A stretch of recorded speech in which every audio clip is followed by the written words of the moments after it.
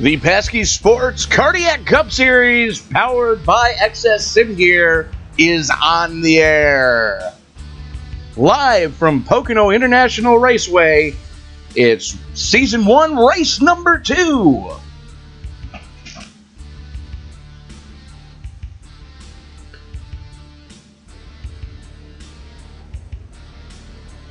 This broadcast being powered by XS Sim Gear.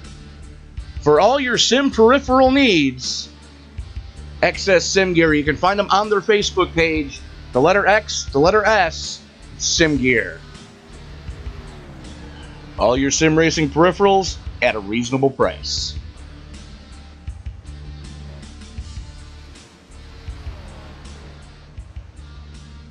And of course, we cannot do a broadcast here on the BOFA Broadcasting channel without giving a nod to pulmonary hypertension awareness. pH aware affects more people than most people realize, and it is probably one of the most misdiagnosed terminal illnesses on the planet due to how it presents itself. Most doctors, they don't want to think the worst, and unfortunately, by the time they realize what is actually going on, there's very few options left. But what we want to do here, especially at BOFA Broadcasting, is bring awareness to the disease and hopefully save some families some stress. So we do ask that you go to phaware.global or phaware.org and help bring awareness to this disease. And of course, tonight's overlay being brought to you by PZ Overlays. Paul Zoda providing some of the sharpest overlays in all of iRacing. You can find him on his Facebook page, Paul Zoda and PZ Overlays.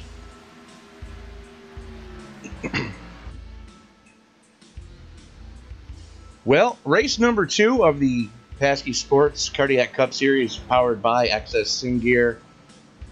Qualifying underway right now. As looks like turn 1 is going to be Calamity Corner, as it usually ends up being.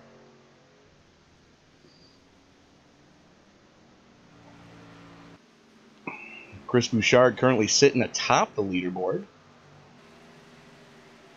Quite a few drivers here tonight, so yeah, good to see so many names here in the field.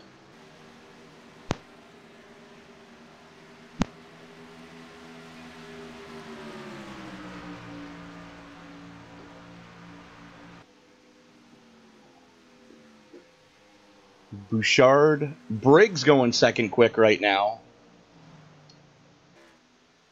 And Bouchard the lap Bouchard put up just blistered it. 52.209. That's over 0.2 quicker than the next nearest driver. And Brady Briggs is no slouch. Quentin Young, currently sitting third quick, is no slouch. Mike Whitaker, the world's fastest hippie out of New Jersey, is no slouch. And, you know, the lap Bouchard put up just ate everybody's lunch.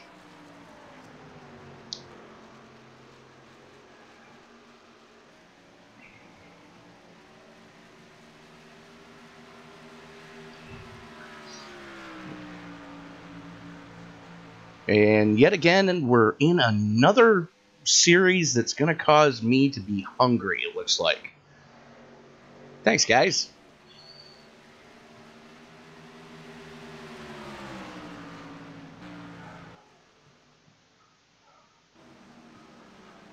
So, 19 cars have taken time so far. There's still about 5 minutes left in the session here.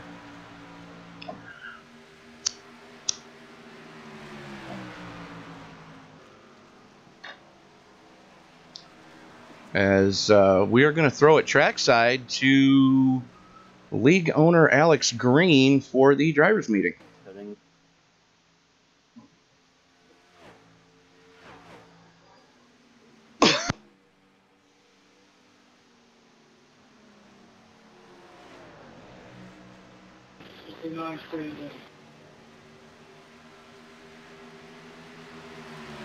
Where's the car fitting in? I'm fitting out.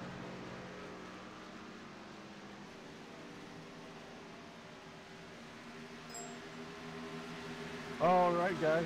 I want to thank everybody for being here for the second race of the season.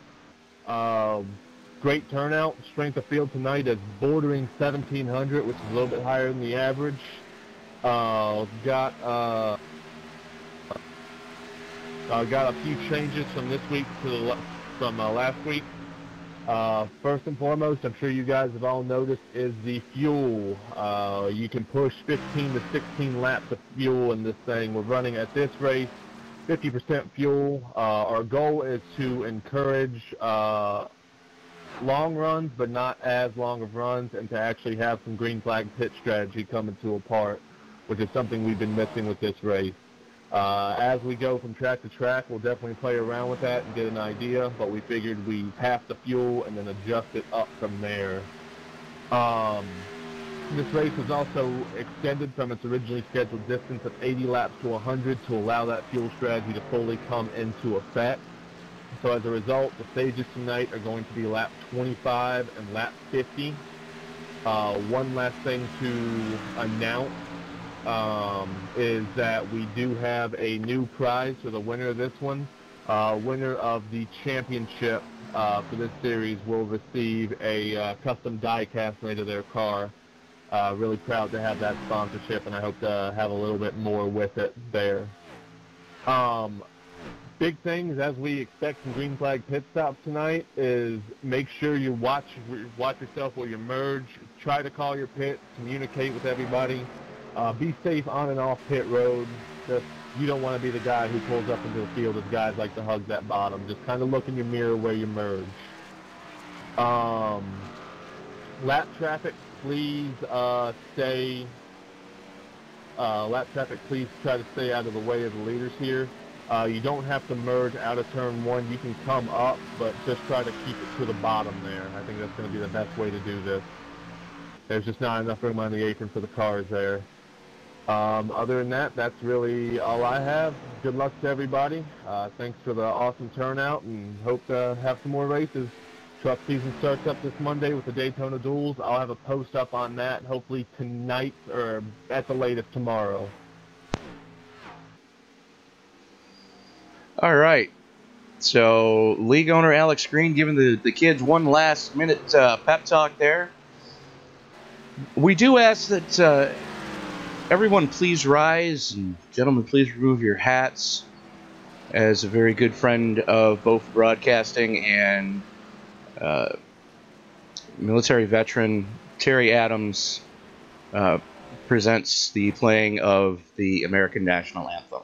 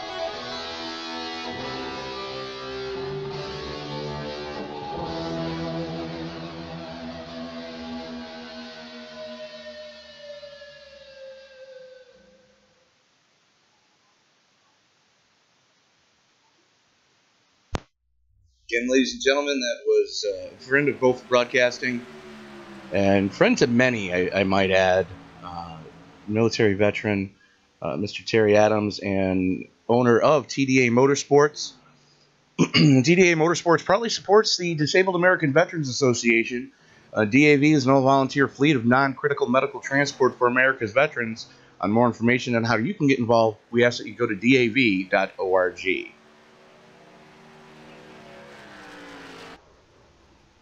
As Kevin Paskowich just pancakes it coming onto pit road.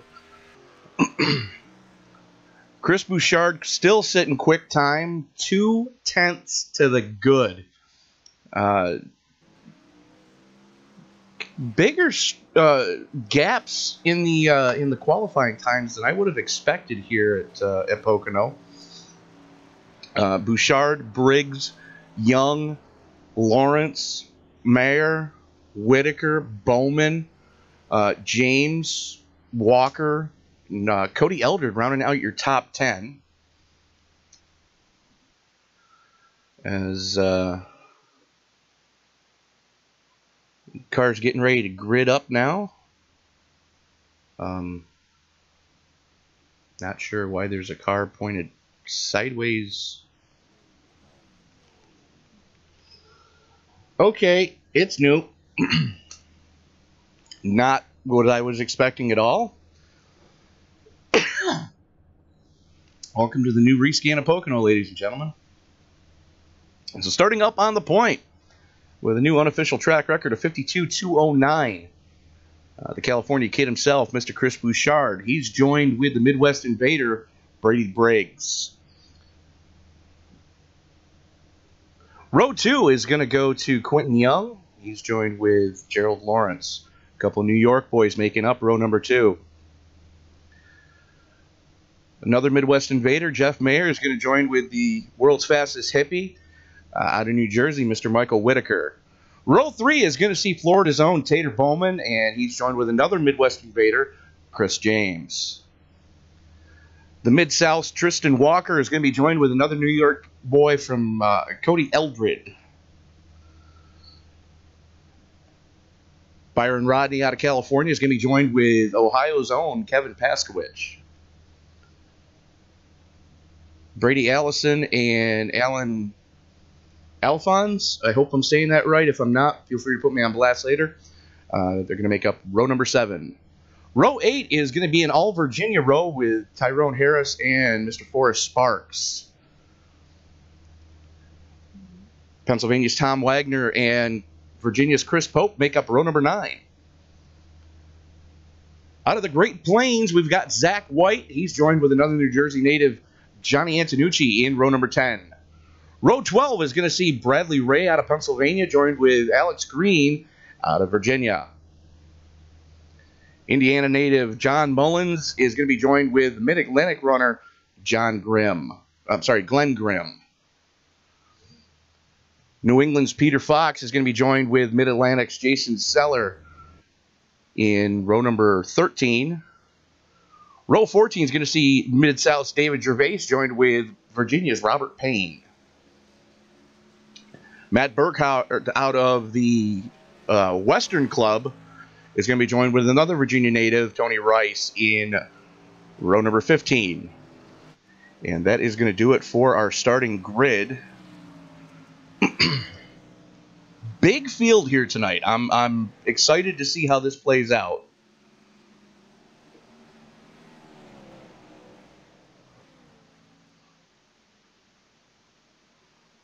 As field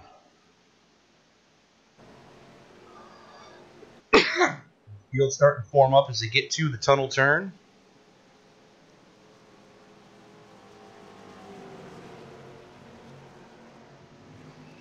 Again, you are watching a presentation of the Pasky Sports Cardiac Cup League, and that is, of course, powered by XS Sim Gear. For all your sim racing peripherals at a reasonable price, you can find them on their Facebook page, the letter X, the letter S, Sim Gear.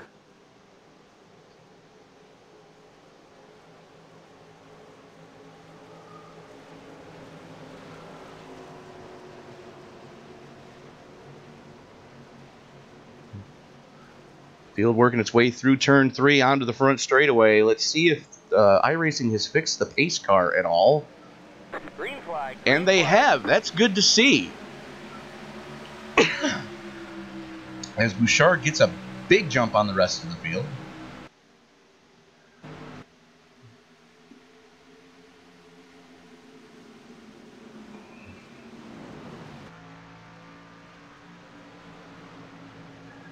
And that's interesting. Come on, work with me here. There we go. So the field getting sorted out as they head into the tunnel turn. Almost 3 wide for 6th. Cody Eldred has it. Kevin Paskowicz and Chris James fighting it out behind him. Everybody gets sorted out. Looks like we make it through the tunnel turn relatively cleanly. Meanwhile, Bouchard up front. Brady Briggs sitting in 2nd place. Quentin Young holding down a strong 3rd. He's got Jeff Mayer on his, in his draft right now. The draft's going to be a huge part of this one as Cody Eldred closes right up on the back bumper of Mike Whitaker as they haul off into turn number 1.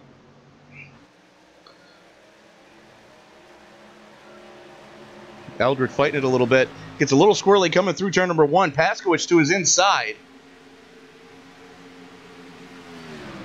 And Paskowicz gets the position as they go into the tunnel turn. That's your pass for 6th right now.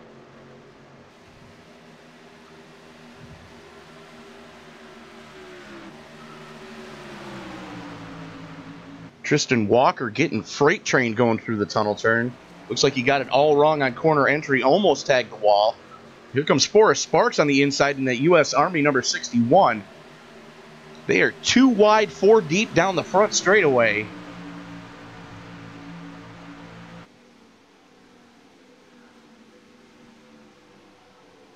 And there's definitely a couple of packs starting to form up here. The rookie Alan Alphonse in the 15 trying to lead that second train. Meanwhile, Bouchard has checked out. Briggs has checked out. Quentin Young leading that second pack.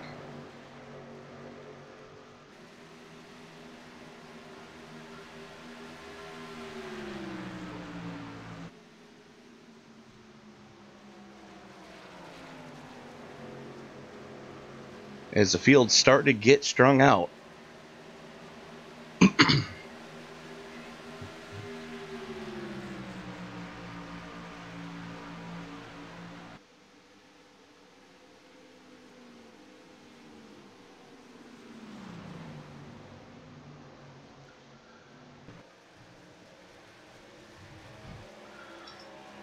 So currently working lap 4 of 100. Bear with me a little bit, folks, here as I'm trying to call in the cavalry as I don't like being all alone in the booth. Anyways, field working its way through the tunnel turn. Looks like it's getting a little bit tricky there.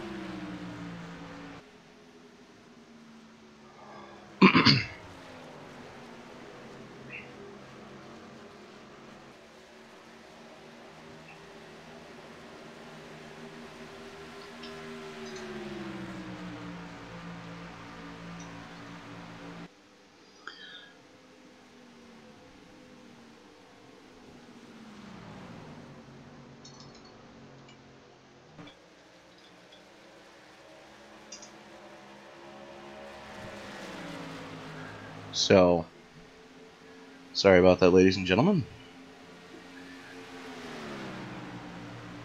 So, working lap 5, so about 1/3 way through this fuel run, as it's Bouchard, Briggs, Young, Mayer, and Whitaker, your top 5. Field starting to string out a little bit more, as right now the battle is back here just outside the top 10.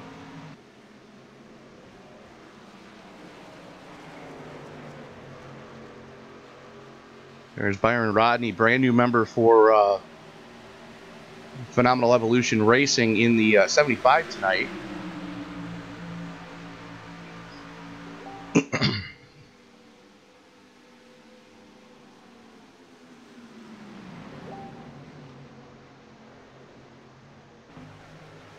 Anywho. With friends like my broadcast partner, Sam Cooper Bennett, I don't need a proctologist. And that was Thomas Wagner getting it all wrong and tagging the inside safer barrier. That could lead to problems. He's got some flashing going on now. Gets it gathered back up. Going to be a rough night for the 43 Menards car.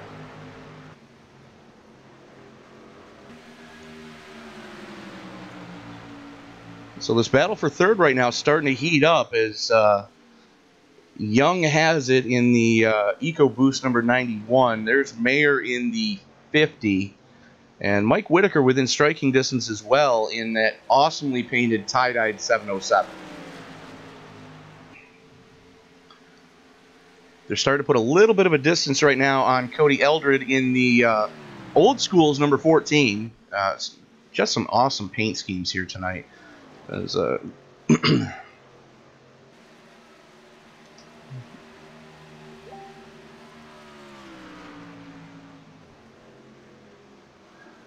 so Bouchard's still out front. And this battle is still excuse me, this battle for 11th is still raging on. That's Brad Allison in the Good Wrench 03. Byron Rodney in the PH Aware 75. And here comes Chris Pope in the Klondike number 96.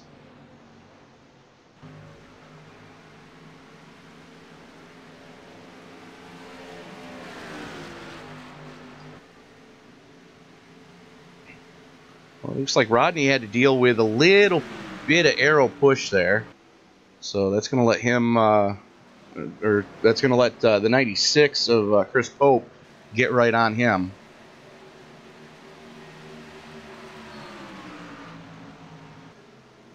As we're about halfway to the green flag stops, according to Alex Green. Said you can get just about 15 laps in here as Pope gets by Rodney, and here comes Bowman in the 40.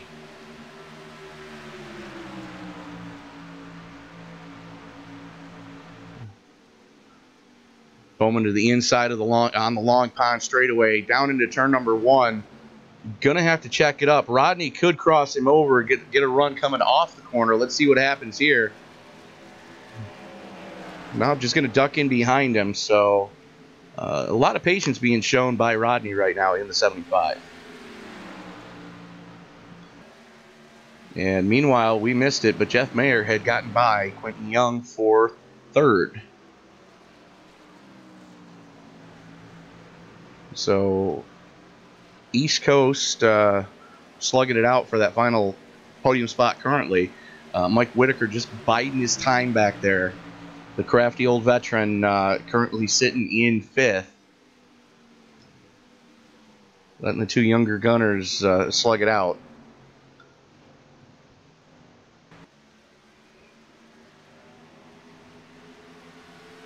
Chris Bouchard has just flat checked out, though. 2.5 seconds to the good. Brady Briggs currently holding down the number 2 slot.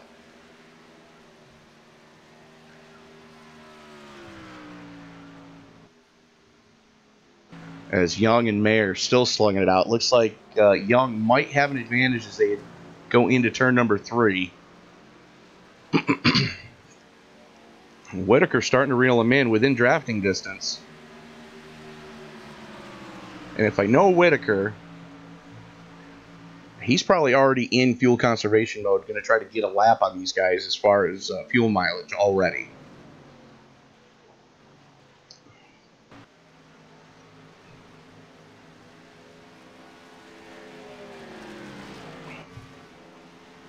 As Pasky dealing with Tristan Walker right now. Walker goes to the inside coming out of turn number 1. Pasky holding strong on the high side, though. Going to let him go as they go into the tunnel turn. And the reason why they call it the tunnel turn, folks, that is access to the infield. There is a tunnel under that corner that's how the haulers get into and out of the infield. Um, it's kind of weird the first time you drive through it. Like, oh, okay. So it's like a very, very, very tight overpass. High enough to get a semi through, but not that wide, I might point out. And Gerald Lawrence going to be the first one to take it down pit side, other than those who have had a brush with death. And that by death, I mean they've hit the wall.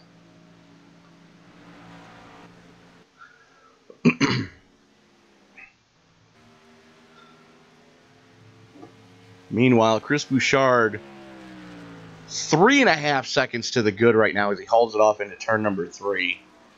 Briggs trying to reel him in. And Mayer and Young still throwing hand grenades at each other for third.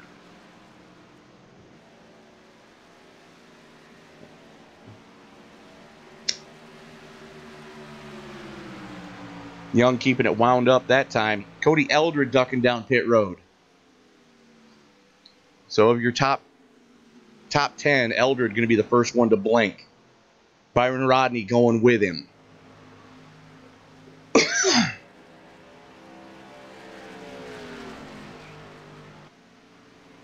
Whitaker still just biding his time. And there's Paskowicz and Alphonse still slugging it out for 6th.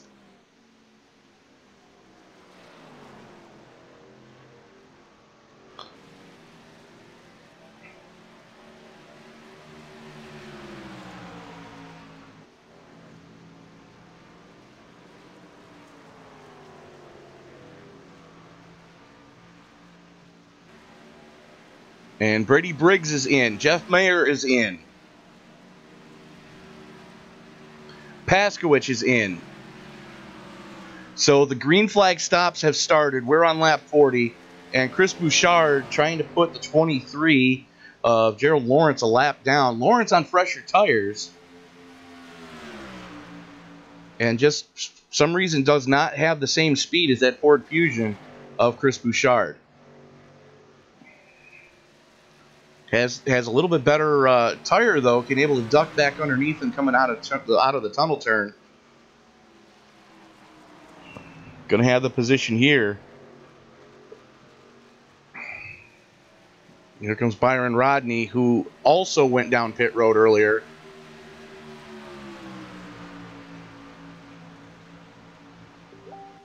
Looks like Quentin Young is in as well. So is Alphonse. Whitaker's in.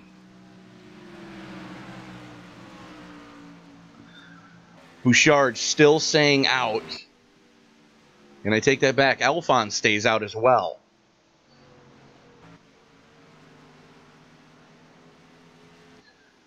Some of these guys are hauling off into turn number 1 north of 200 miles an hour. That's moving, ladies and gentlemen.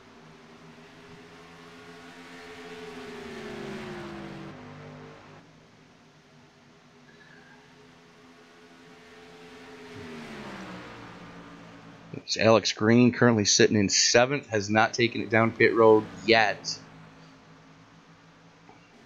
As they run right now, Brady Briggs has won the battle of the cars that have pit already. And Bouchard and Alphonse both in. James in. Pope in. Allison in. Glenn Grimm stays out. Gets the point for leading the lap. Zach White going with him. 2 rookies in front of the field right now.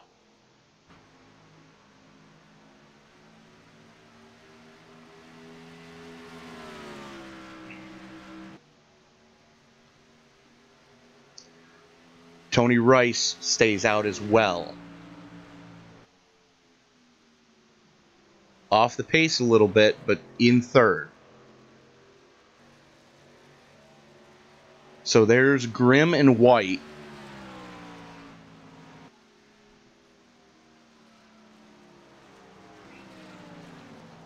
Couple of interesting paint schemes. And it looks like Grimm might be going pit side. Yes, he is. White stays out another lap. Oh, does he know something we don't know? This could get interesting.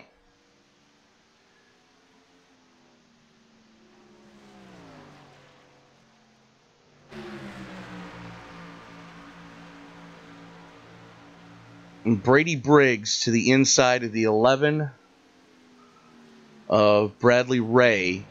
Briggs, when Zach White finally makes his pit stop, Briggs is going to have the lead of the event. White still showing the way. Chris Bouchard, there he is. They've got the lapper between the two of them, of the guys that have already made their pit stops. And I'll tell you right now, folks, this is not one of those tracks where you want to run out of fuel. So if Zach White, he stays out again, going to start lap 18 on this fuel run. This is getting very interesting.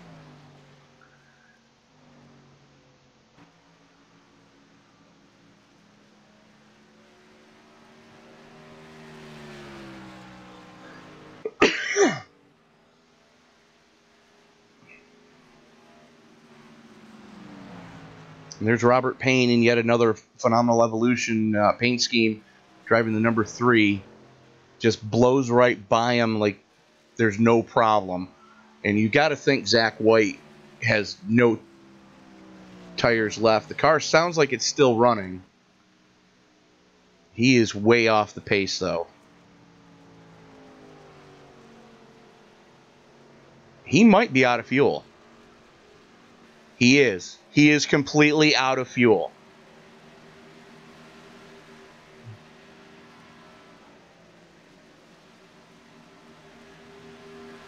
And Bouchard to the inside. Here's the pass for the lead. Briggs led it at the line. Bouchard now back to the point. The question is, Bouchard's 2-lap fresher tires. Can Briggs stay with him this time?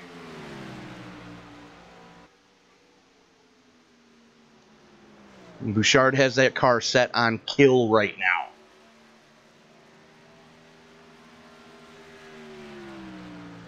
And he is wasting no time gapping Briggs.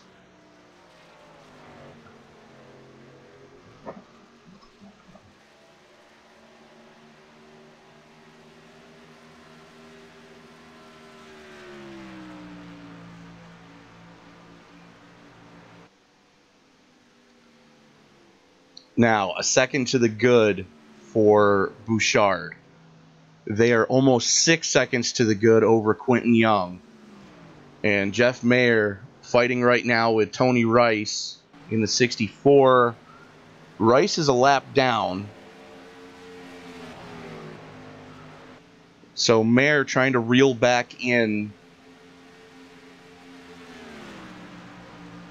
Quentin Young. And it looks like everybody took 4 tires that time.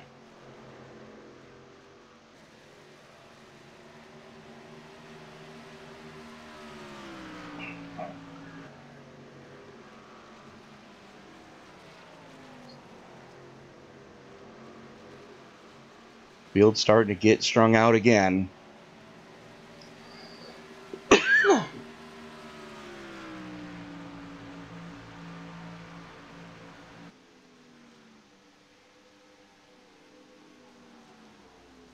So you've got Bouchard, as we're halfway to... No, we're almost to the first stage. So 4 laps to go.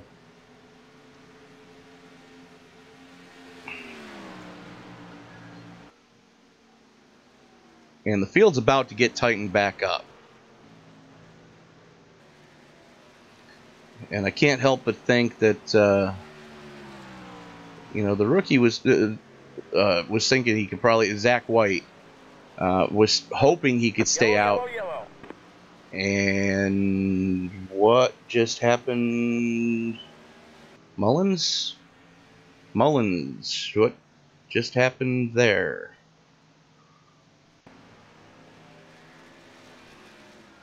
Ate the wall, got it all wrong.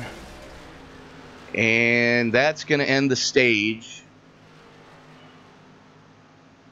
So John Mullins in that Bass Pro Shops car getting it all wrong.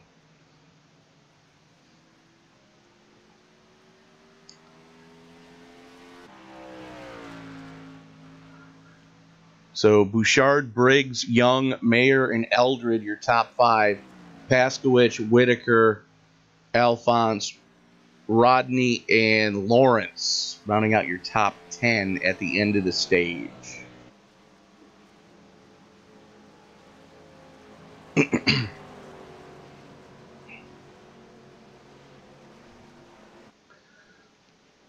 Oh, let's see. Who do we want to jinx? Because I'm jinxing somebody. Just who am I jinxing?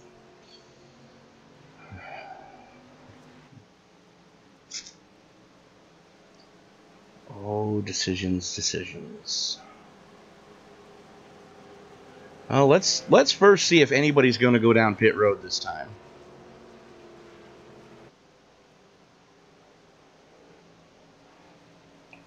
Because most of the field has less than 10 laps on their stint right now.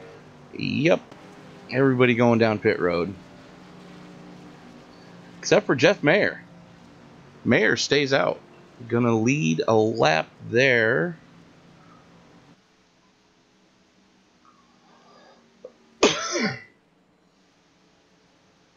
Glenn Grimm stays out. And that's gotta piss Tony Rice straight off, because Rice was hoping to get a wave around there.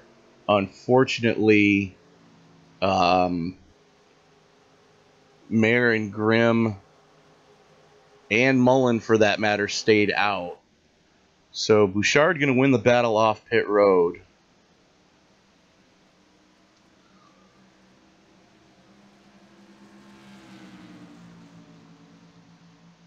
Let's see if Chris is... Yes, he is.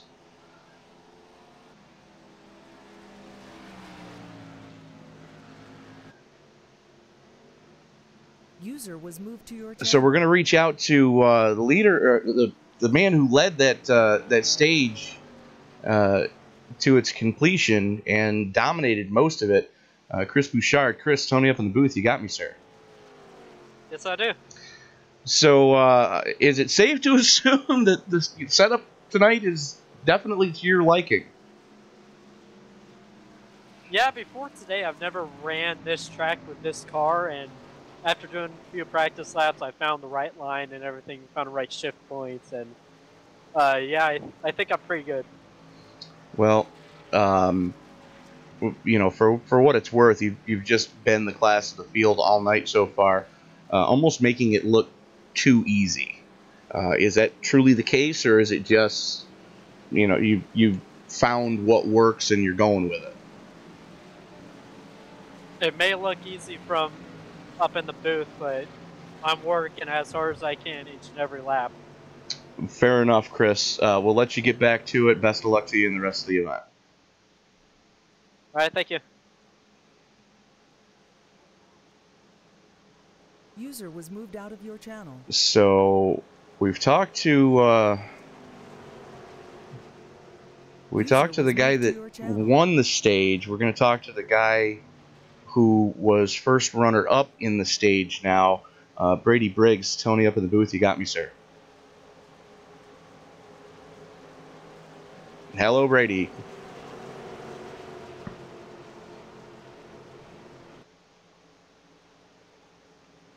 Okay, so apparently we don't have Brady. User was moved out of your channel. But current running order: Jeff Mayer staying out, Glenn Grimm staying out.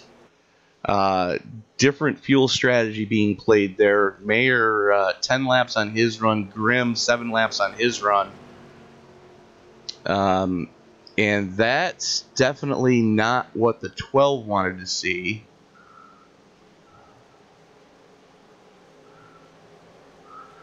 Why am I not finding the 12?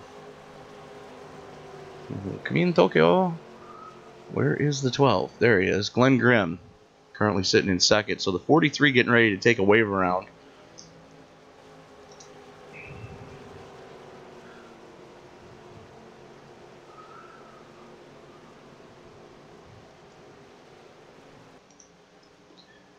And you heard him there, you know, slugging away at it every lap.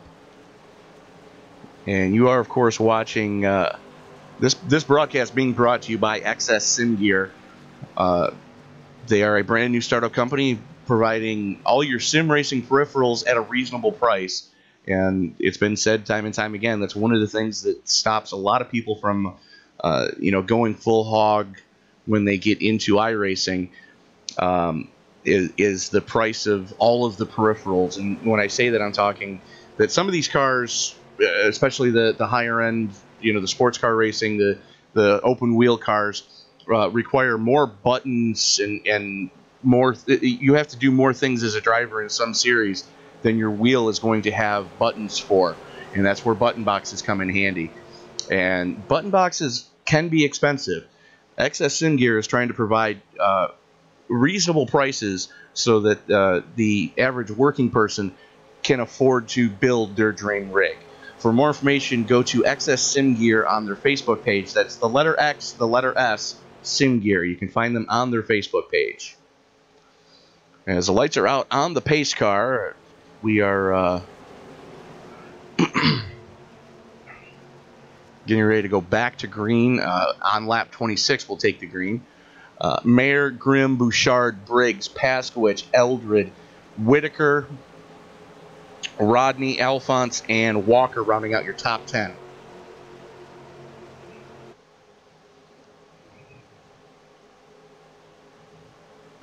A lot of these guys have driven with each other a ton in other series. A lot of these names, those of you who have followed the Indy Speedway League, will recognize a ton of these names. And Mayer holds him down until the green flag actually flies. Bouchard goes with him. So it's New York leading California right now. Here comes Paskowich making it 3 wide going into turn number 1.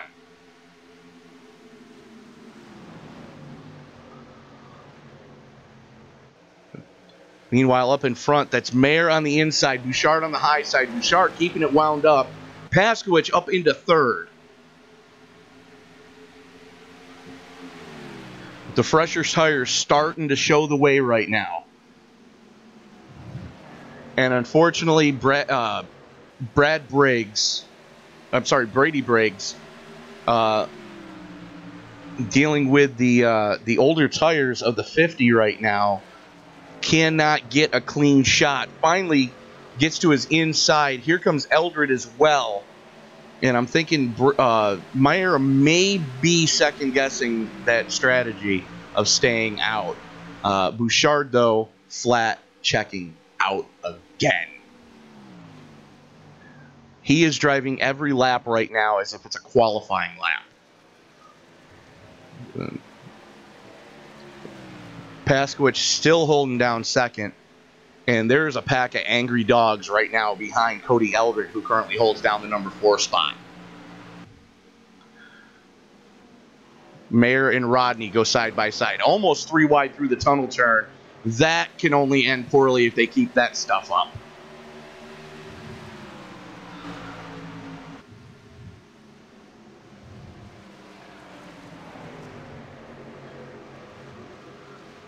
This has bad intentions written all over it, folks.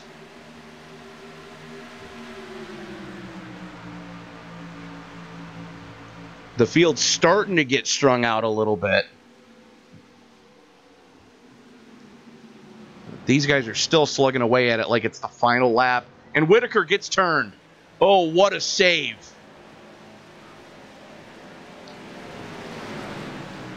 Walker got into him, and Whitaker, I don't know how he saved that car, but he did.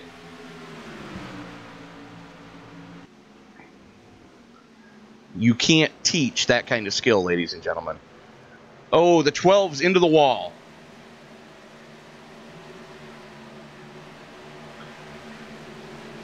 Got the tunnel turn all wrong. Let's watch here. Goes into the tunnel turn. And just overcooks it. Gets it all wrong. The car doesn't turn. And he just flat out eats the wall. And stays out. As Paskwich and Briggs now fighting it out for second. Paskwich going to keep it wound up on that second line. Almost gets into the safer barrier. That had to have been a first you say it, then you do it kind of moment. Paskwich not giving an inch right now, though. Still keeping it wound up. Gonna just bomb it into turn number 2. It sticks. Paskwich back into second. Meanwhile, Chris Bouchard 2.5 seconds up the road.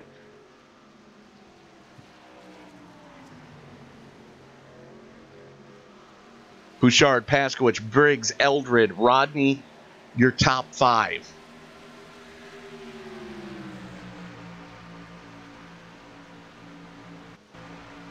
As Rodney goes side by side with Chris Pope.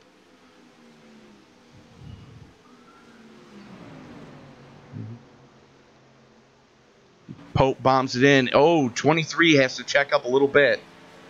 That's Gerald Lawrence in the Nationwide Chevy SS.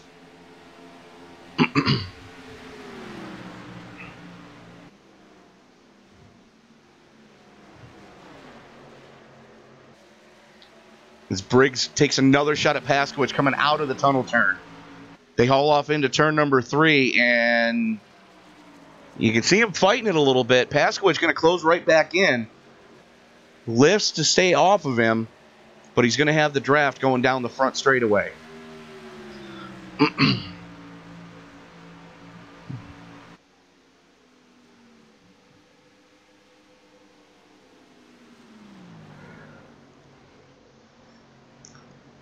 Three and a half seconds up the road now. Chris Bouchard. And Brady Briggs in second. Kevin Paskwich in third. Cody Eldred in that old school's designs. Number 14. Then you've got Chris Pope. And they're 3 wide for 6th.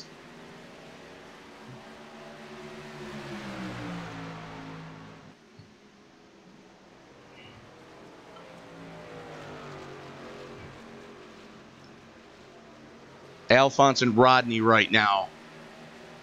Just slugging it out.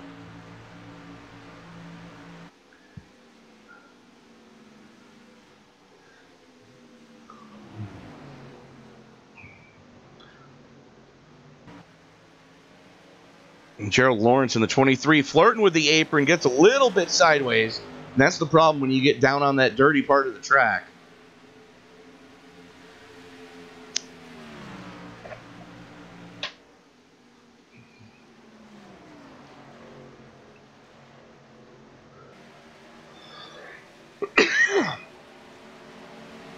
We were talking with team owner Kevin Paskwich earlier in the week, and you'll notice that Byron Rodney's got some new paint on that car, some new decals.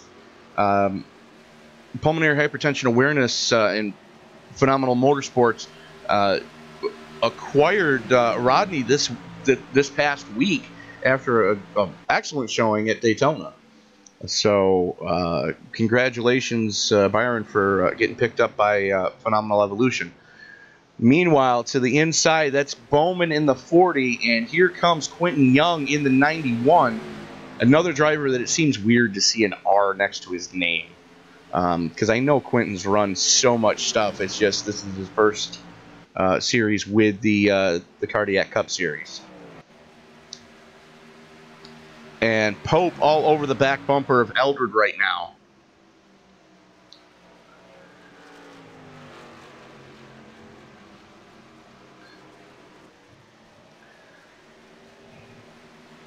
And Eldred, one of those ninja kind of drivers that usually keeps his nose clean, and if he doesn't get caught up in someone else's dumpster fire during the race, expect to see him there. He may not always go for the battle win, but when all is said and done, chances are Cody's going to be in contention for winning the war. Pointed his way into the Season 1 of the Indy Speedway League Championship, finished second in the season finale, and took home the inaugural championship. So never count the driver that old school's number 14 out, no matter what. Meanwhile, Bouchard is in another time zone. I mean, Briggs is trying to reel him in, but that's what 4 seconds looks like, folks. Like, to the point where you're out of drafting distance.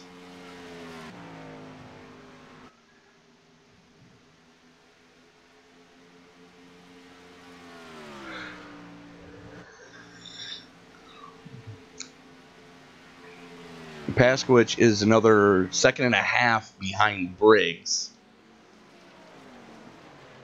And once again, the field's starting to really get strung out. The closest battle right now is this one for 7th with Bowman, Young. Then they've got Lawrence, Rodney, Whitaker, and James.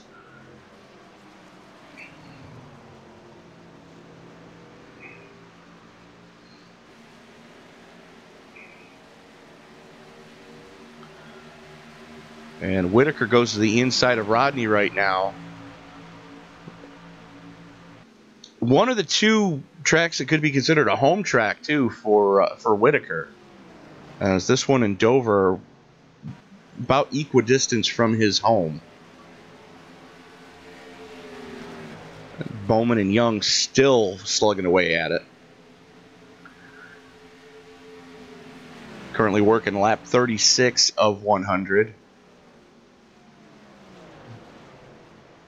And the 12 way off the pace. I'm thinking he may have tried to knock down one of the barriers again. Let's... Yep. Okay, let's back that up just a tick more there. Let's keep an eye on the 12 here. This is the replay of what we just saw. Coming out of turn number 1. Just catches the apron, gets it sideways, and just cannot save it. Cracks the safer barrier, and that car is not looking healthy. Back live, Chris Bouchard, 2.3 seconds to the good. Sorry, 4.3 seconds to the good. 4.5. As Paskowicz and Pope slugging away at it again for 3rd. Paskowicz gets onto the rumble strips, almost gets run over by Pope. Pope gets on the rumble strips. Can he keep it off the wall? Here comes Eldred. As Paskowicz goes pit side.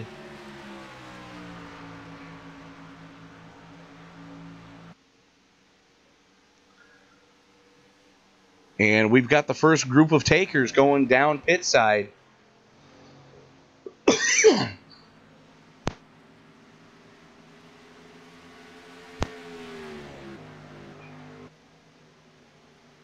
That's going to move Eldred up into 2nd.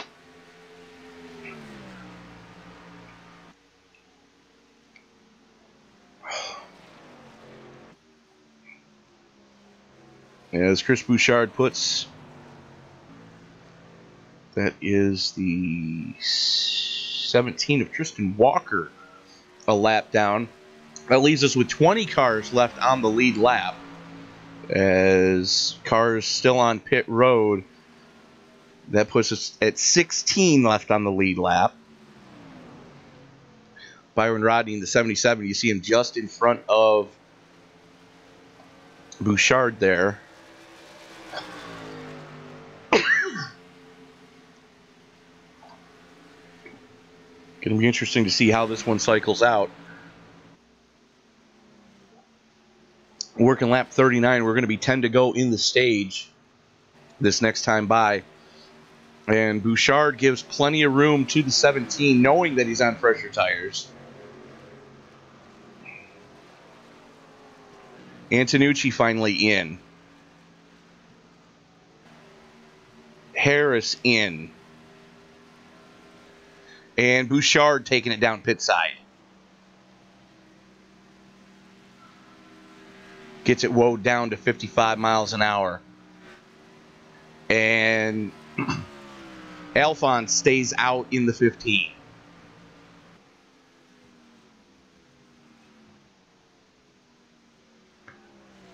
Ten to go in the stage. Alphonse showing the way. Bouchard in. Allison stays out in the 03.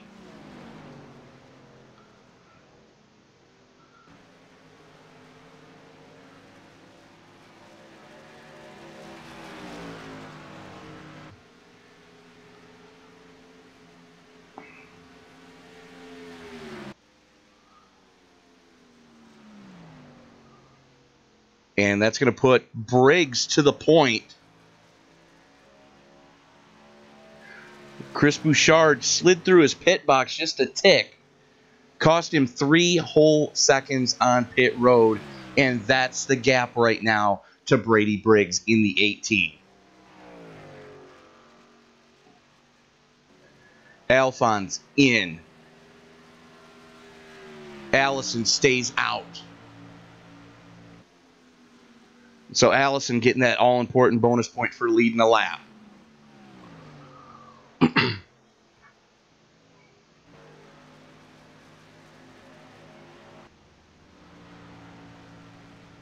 Alphonse in.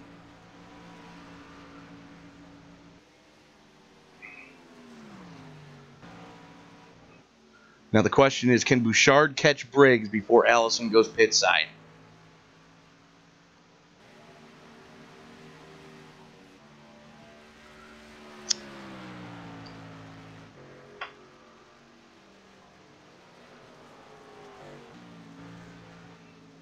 And it looks like Allison going pit side this time.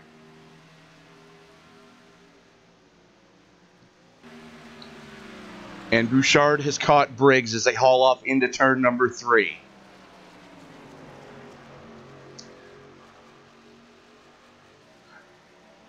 You got the lapper, that's the 23 of Gerald Lawrence between the two of them. Briggs takes over the lead just past pit road. Brad Allison down, still in his pit stall. And Bouchard cannot get by the 23. Struggling right now.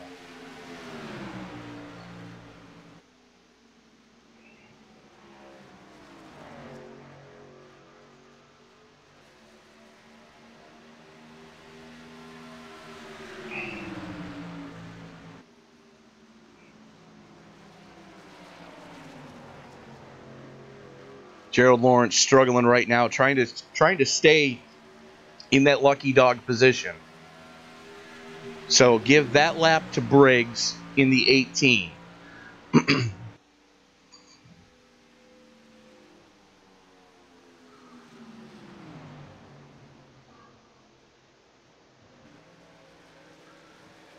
Still right on the back bumper of Brady Briggs.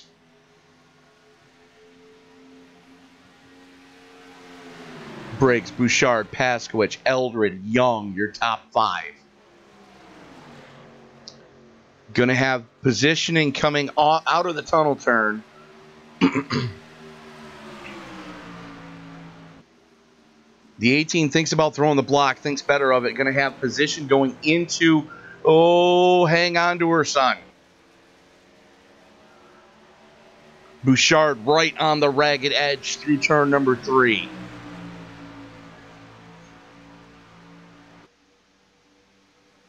We are 6 laps to go in this stage. As they've caught the 3 of Rob Payne. Oh! That was your leader!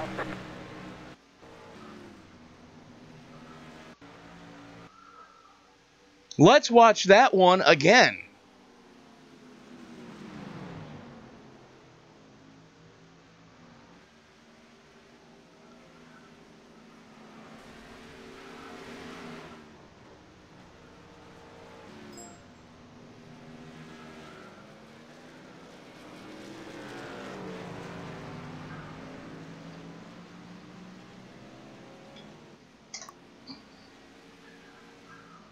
Wow.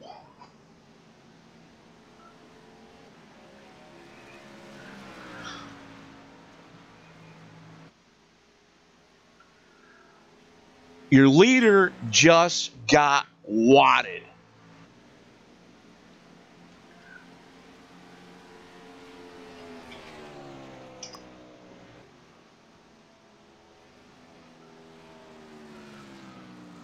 Holy cow.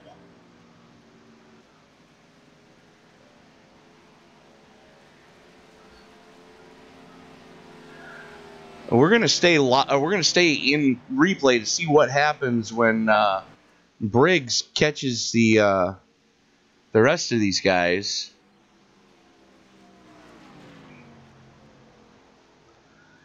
He's gonna have to burn his fast repair, that's for darn sure.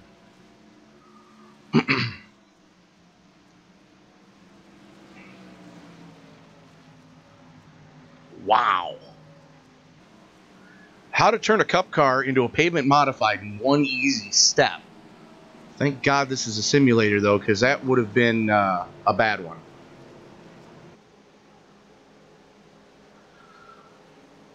Looks like he's just getting in line right now.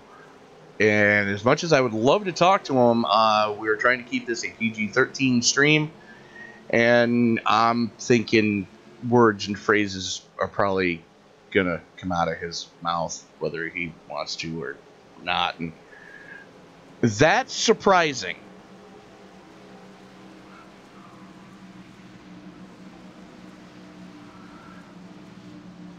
A lot of people taking it down pit road now, and it's not the end of the stage. Oh, hand grenade. Brady Briggs just twiffed the engine. Gonna definitely need to... does he have enough to get to his pit stall? Hopefully. Gonna definitely need to burn the fast repair here. So...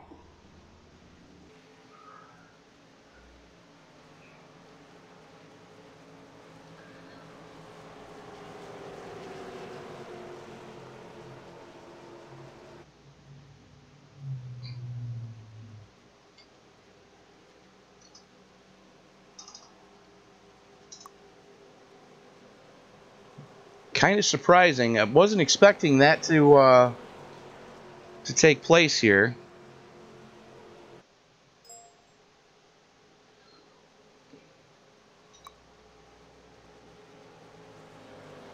So Bouchard going to have control of the field. Pasky gave up the stage points for, looks like possibly track position, as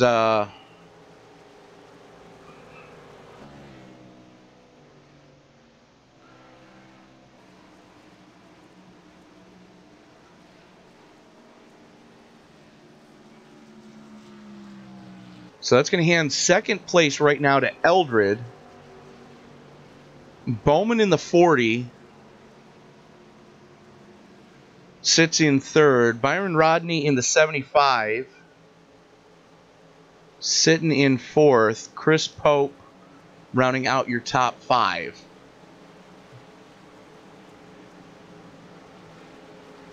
And why is it every time I broadcast a cup race, I get hungry?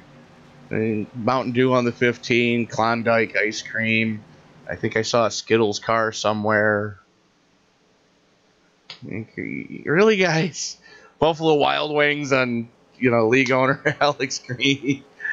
And yes, I did see there's a 27 in the Skittles car.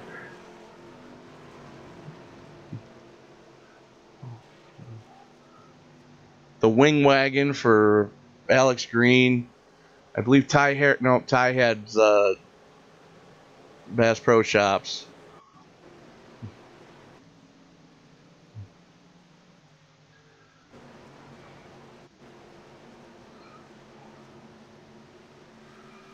So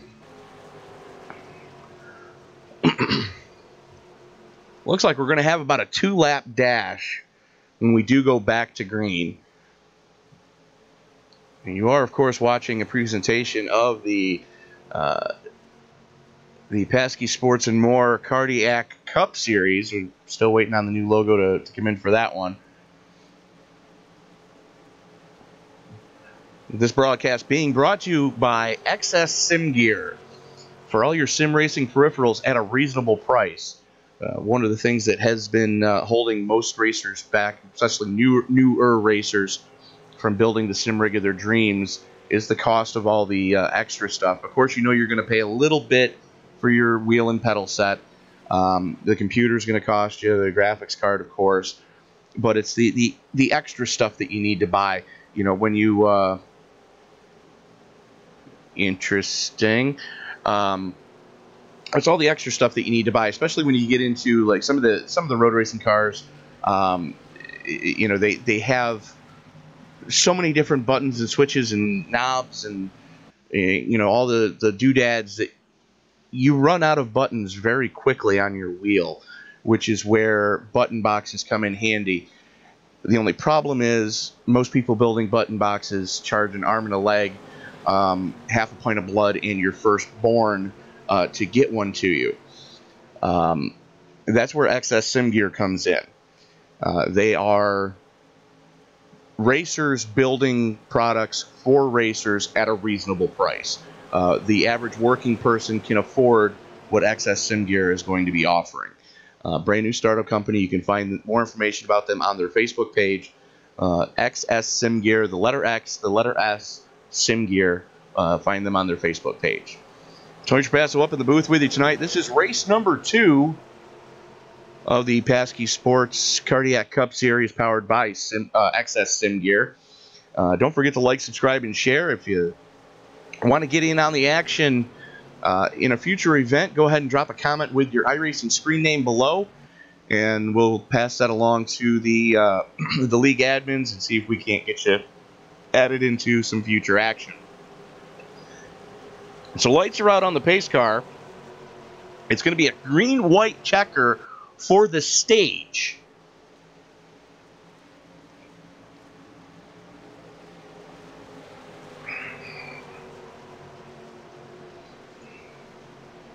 Bouchard has control of the field.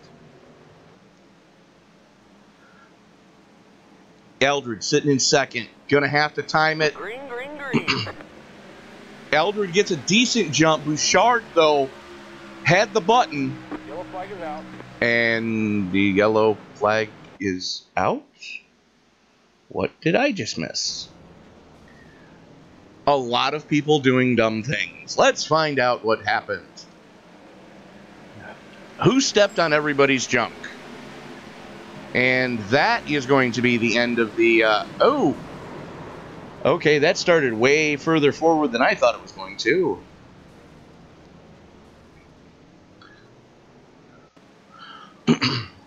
Keep your eye on the 15, folks.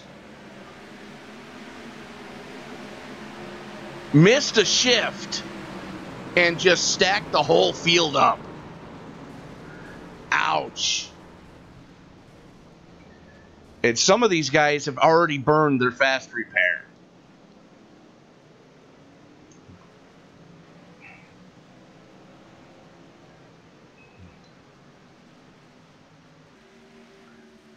Wow. Let's take a look at that from the chopper.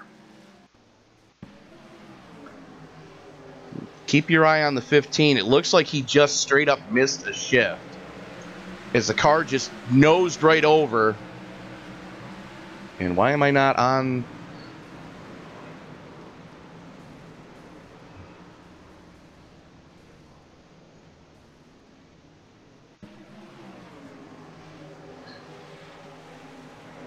Watch the 15. And the car just noses, gets run over from behind. Whitaker nowhere to go. Quentin Young nowhere to go. Kevin Paskowicz nowhere to go. And all hell just breaks straight loose. Wow. A lot of damage on a lot of cars right now. So Bouchard, Eldred, Bowman, Rodney, Pope, James, Whitaker, Fox, Paskowich, and Young rounding out your top 10.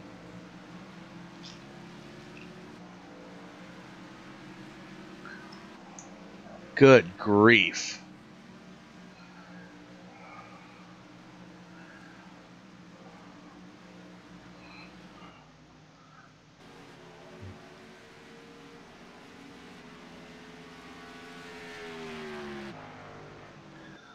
And Alex Green able to get through there unscathed. Tristan Walker stays out in the 17.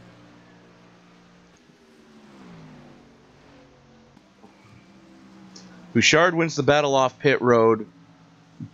Bowman coming out in second. Eldred, third one off pit road. So you had 3 cars stay out. Whitaker burning a repair.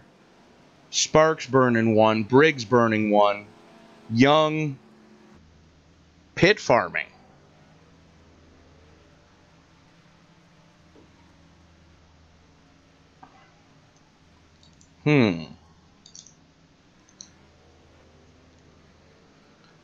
So Ty Harris having to tow.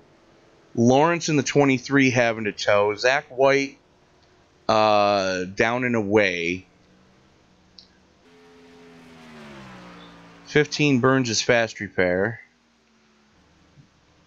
Quentin Young may be towing. I'm not sure. Briggs in the 18 again looks like he's towing as well, because he caught a big piece of that one. Alex Green staying out to get that all-important bonus point. And for those of you who don't know what's going on, the way the scoring works is you get a point for leading a lap. Then there's another point up for grabs for whoever led the most laps throughout the event. So you get 1 point if you just lead a lap, period. There's a second point up for grabs for whoever leads the most laps. And then there's stage points for, I believe it's the top 10. Don't quote me on that. It might be the top 5. I'm not 100% certain which way this league goes. In which, if you win the stage, it's worth X amount of points. Second place, it's worth X minus 2. Third place is X minus 3, and so on for the stage wins. And then at the end of the event, of course, the winner gets the lion's share of the points, and then they go down. It goes down from there. So the stages are another way to add some excitement to the event.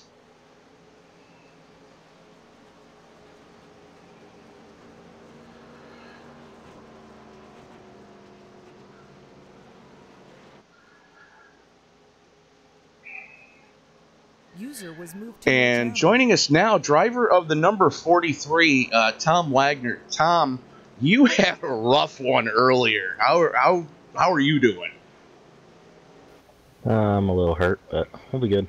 Next week's Kansas, and we'll get going there and doing our thing. All right, fair enough. So, what's your take on what we just saw with the, how should we put this politely, all hell breaking loose? From where I was, it wasn't the greatest thing. A lot of us just kind of funneled into it, and it's just one person's stupid mistakes that are really screwing some guys here. Well, from what it looked like, it was an honest mistake. It looked like the 15 just missed a shift, and we've all been there. We've all done that. Yeah, he I guess he went to go shift it into third, and it just wouldn't go. And that's unfortunately in sim racing, you got some drivers that are using paddle shifters on their steering wheels. You got some guys that are trying to get the most realism out of their sim as they can. And when a guy's using the actual shift knob, sometimes, like in a real life car, it jams, and that probably is what happened there.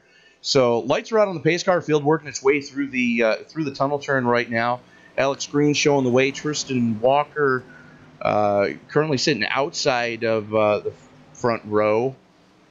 Then you've got David Gervais, who stayed out as well, and Chris Bouchard, who won the battle off pit road and has swept the stages so far.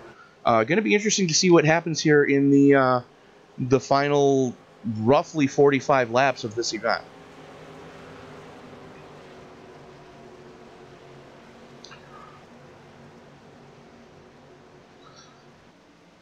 So Green going to have the button as the pace car gets ready to pull on in. Green flag, green flag. And Green wasting absolutely no time trying to put as much distance as he can between he and that pack of angry dogs behind him. Bouchard and Gervais still side by side as they haul off into turn number 1. Contact. Bouchard into the wall. And they're 3 wide for 5th.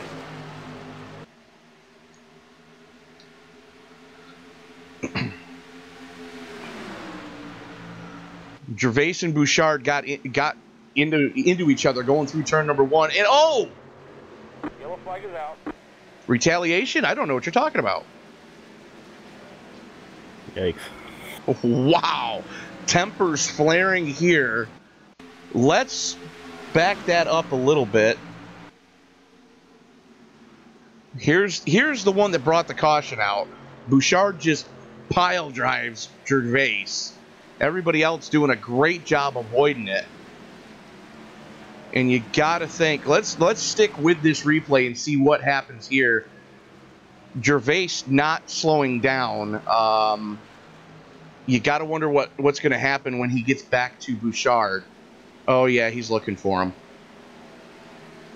Yeah, he's definitely looking for him. And there he is.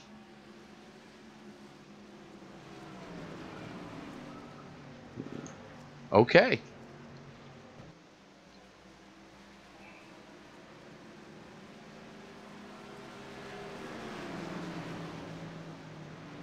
So we are back under caution, and the drama level has gone through the roof.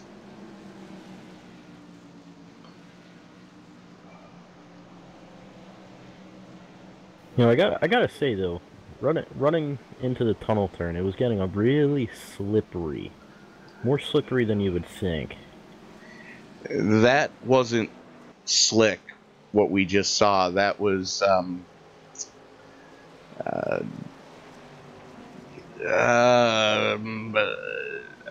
not gonna say payback because I know Chris enough to know that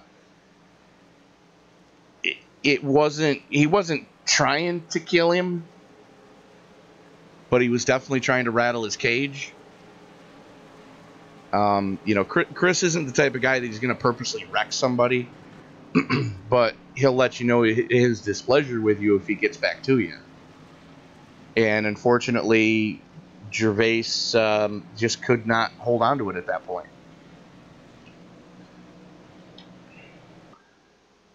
So Alex Green currently showing the way. Looks like Alex might be on a little bit different pit strategy than some of these other guys. So you got Green, Walker, Bowman, Eldred, Pope, Rodney, James, Pasquich, Fox, and Sparks up into the top 10. Good to see Forrest having a decent run right now in that U.S. Army number 61.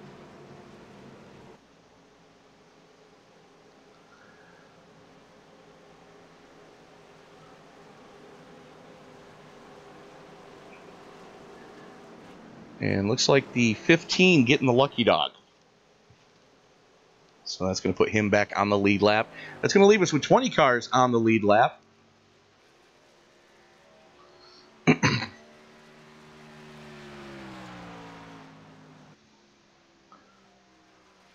So Question is, do we want to talk to anybody while we're under caution? No, because I don't want to jinx anybody. Sure. Positive. I mean, Alex Green sounds pretty good. No. We're not. We've jinxed Alex enough throughout my broadcasting career. I'm not going to do it tonight. Respectable. Yeah, no. For some reason, every time I pull, let me explain to you how this has worked, Tom. In the past, when I've broadcast with one of the other leagues that Alex and a lot of these other guys run with, the Indy Speedway League, which is getting ready to start back up on Tuesday night, I might add, here at Pocono. Or no, it's not here at Pocono. It's going to be Daytona, I believe. Anyways, in the Indy Speedway League, every time I've pulled somebody into the booth to talk to them during a broadcast, their race has turned into the love child of a dumpster fire and a train wreck. Then you need to pull me in, because then maybe it'll do the opposite. Maybe I can stop wrecking. Nah, you're fine. You'll get used to it. But You're gonna have a concussion by the end of this. No. That's the driver of the number 7 league. One of the league admins, Kevin Pasky. His nickname is actually basilar skull fracture, because that kid has gone at a 45-degree angle into more safer barriers than anyone else I've ever met. You don't know me then. True story. Anyways, currently working lap 57 of 100. Alex Green showing the way. And Tom, maybe you can answer this question for me. Why is it every Cup series that I broadcast here on Bofa Broadcasting, I always get the munchies? Because you get your leader in a Buffalo Wild Wings car. There's a Klondike car sitting in 5th. There's a Skittles car. There's a Mountain Dew car. What is it with Cup drivers and food? And for those of you millennials out there, no, the second place car is not a food substance.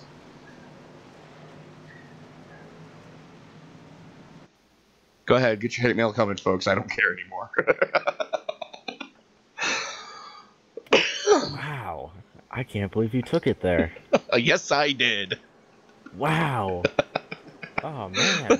I did not see that. Oh, you'll learn, my friend. You'll learn. Welcome to Bofa Broadcasting. Wow. Ah, man. I don't know. Can you tell I've had one of those days, folks? We're in rare form tonight. Oh, as the lights are out on the pace car, Green going to have the button one more time. Tristan Walker currently sitting second. Tater Bowman, speaking of food substances, you got Tater in third. Welcome to the league, Tater. You're killing me, kids. You're killing me. You're so bad. You are so bad.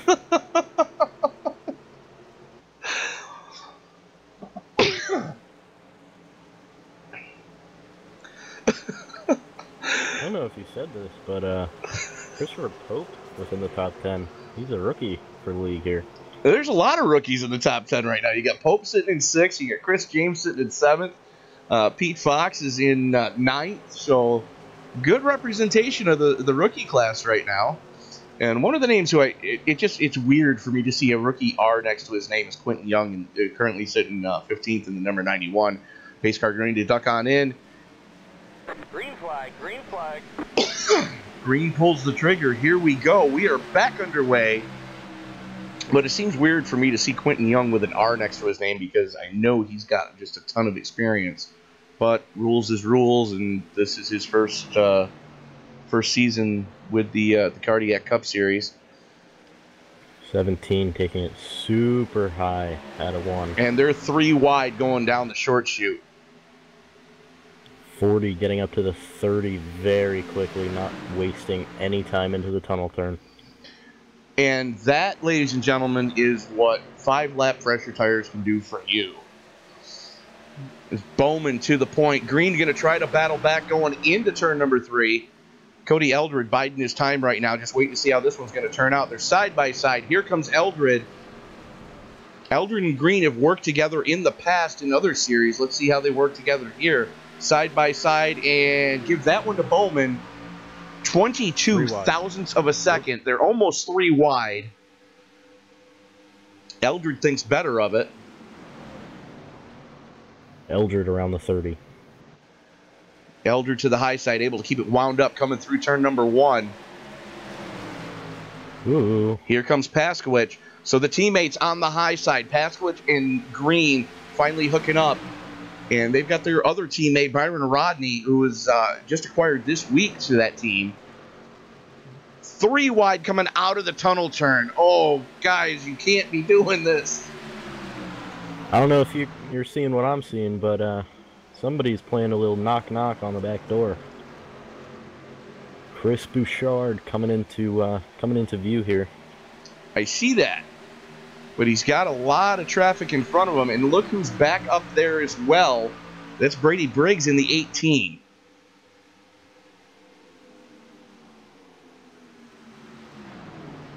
Three wide into 1. Oh, what could possibly go wrong here? Yeah, they sorted it out. They're all good. And I'm thinking Chris Pope, thinking discretion being the better part of valor there. Just kind of, yeah, you know what, guys, go ahead. And here comes Briggs again in the 18. 3 wide through the tunnel turn. How did they make that stick in a cup car? Good grief. Bouchard down to the inside of the 17. About to make it 3 wide with Christopher Pope there.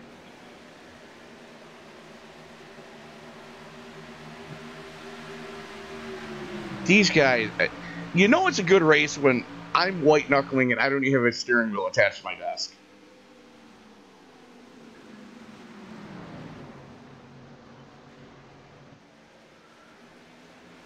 Brady Briggs up into 4th. Oh, there it is. Really checked it. Ooh, what did I miss? Pete Fox getting it all wrong and gets some help to finish it off. Here we are watching the replay.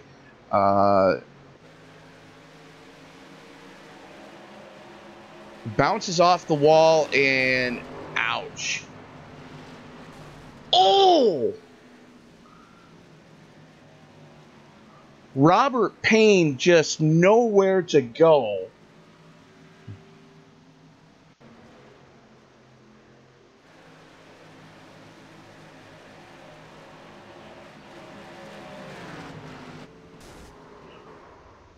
Catches a race car to the face. Let's watch that one again. Payne with a little bit of damage as they haul up into turn number 1. Yeah, airborne. You see the 11 of Bradley Ray in front of him. All hell breaks loose. There's smoke. He can't see, and snap, see you bye. And that's probably going to do it for the number 3. Good grief. Well, ladies and gentlemen, there's another thank God this is a simulator moment.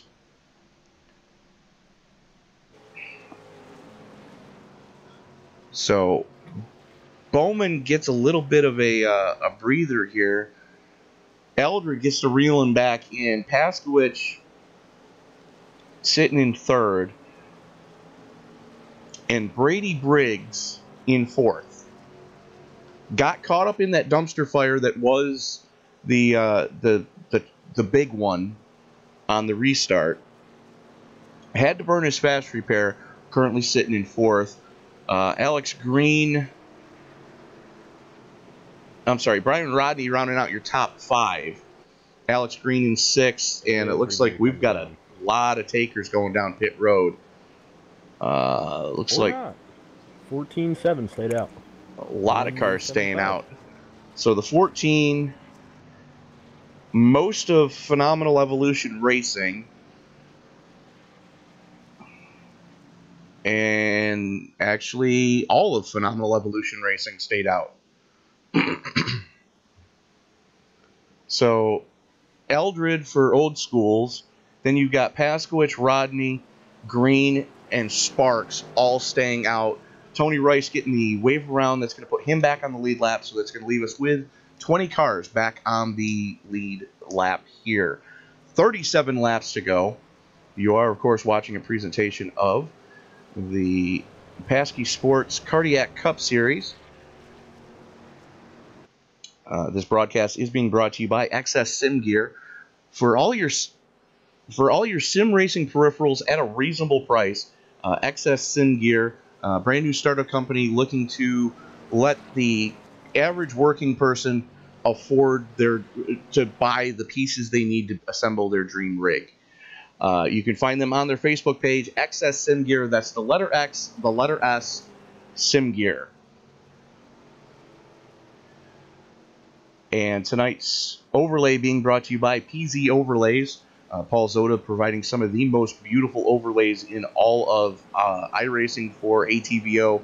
And I believe he also works with IRTVO as well.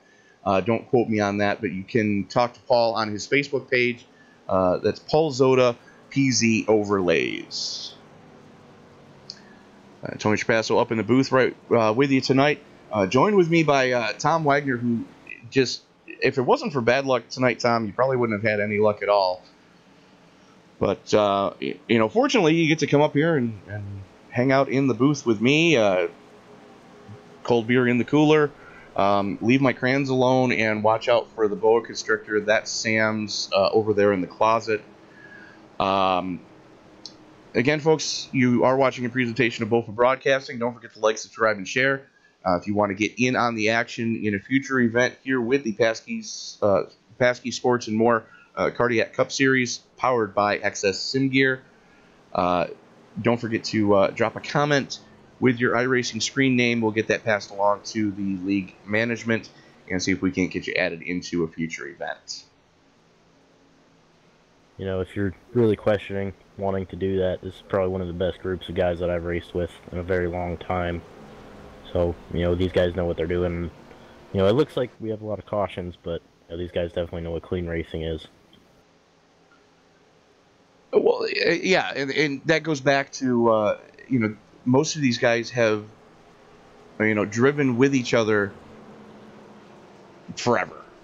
Eldred, Paskowitz, Green, Whitaker, Sparks, the names go on, of guys that have driven with each other for, the better part of 3 years now, going on three straight years, not just seasons, years.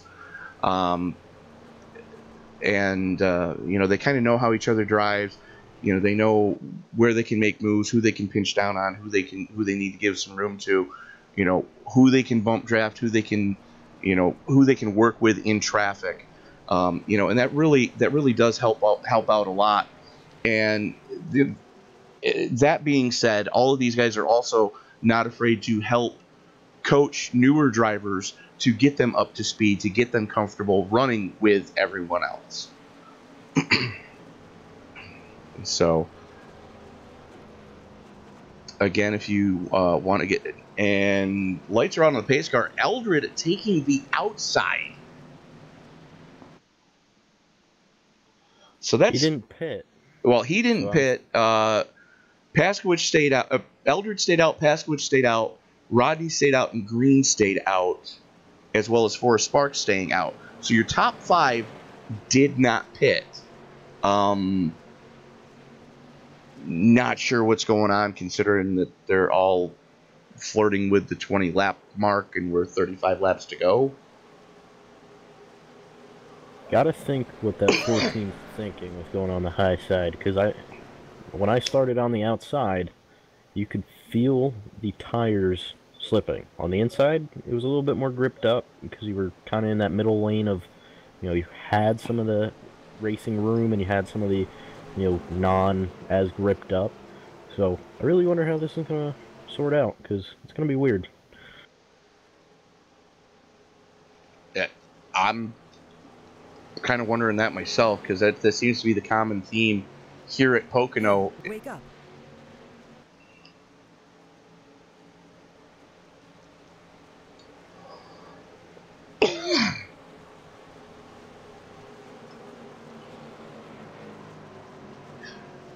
Anywho,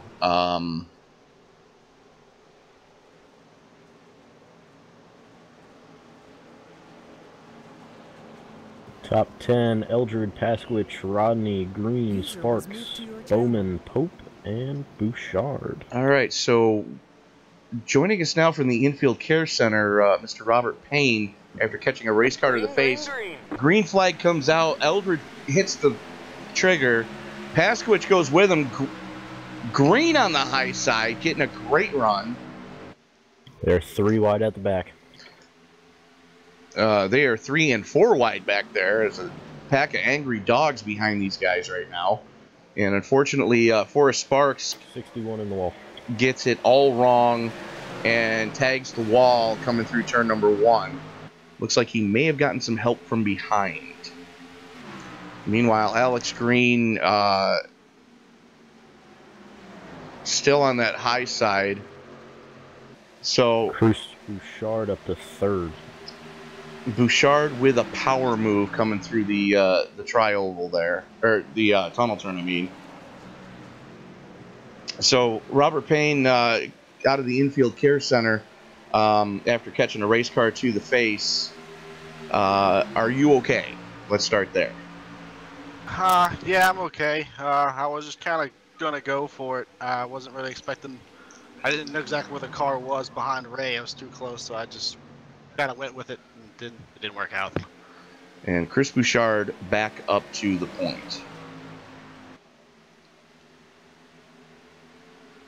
Bowman up to second. Eldred dropping back right now. And it looks like Alex Green has gone 22 laps on fuel.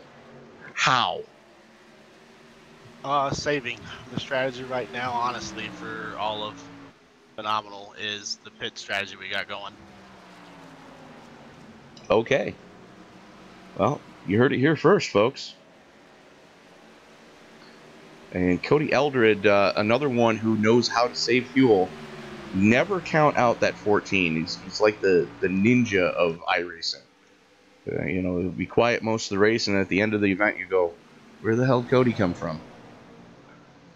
As Brady Briggs to the inside right now. Eldred hanging tough on the high side. Briggs getting a run. Here comes the 82. That's Chris James. In the 82. Pushing Eldred right now. And turns him. And there's the caution. How to win friends and influence people as a rookie. Ooh, that looked like, who was that? Jeff Gordon that did the same thing there? No, he did that in turn 1. Was it? Yeah. I thought that was turn 2. That was a hard hit, though. Yeah, that was another one of those thank God this is a simulator kind of moments. But, yeah, that's definitely not a way to gain the trust of the experienced drivers in the league as a rookie. You know, let's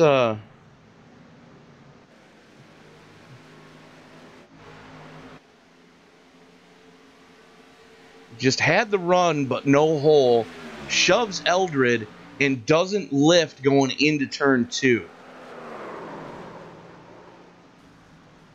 You know, Eldred knew he had a car on the inside, knew that, you know, turn 2 is treacherous, but good job by everybody behind these guys trying to stay off of them. And it just some wild action here tonight. I'm still trying to wrap my head around some of the decisions that I've seen on track. Not pit strategies, just let's just say on track decisions have been questionable at times by some of the drivers in this announcer's opinion. Meanwhile, back up in the front, you've got the usual suspects. Two guys that have been up towards the front all day. Chris Bouchard sitting in first. Tater Bowman, who's been running top 5 most of the afternoon. And Brady Briggs. As Bouchard goes back pit side, 30 to go.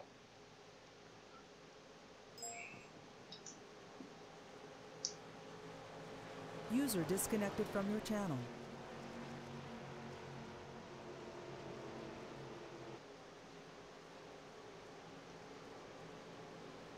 You know, I gotta say, we this league we ran Xfinity last night at Las Vegas Motor Speedway.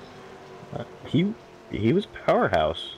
You know, you really had to work for what you wanted, and you know there was no slouching on his end. Who he? Christopher Bouchard. Yes, Bouchard is tough in just about anything he drives.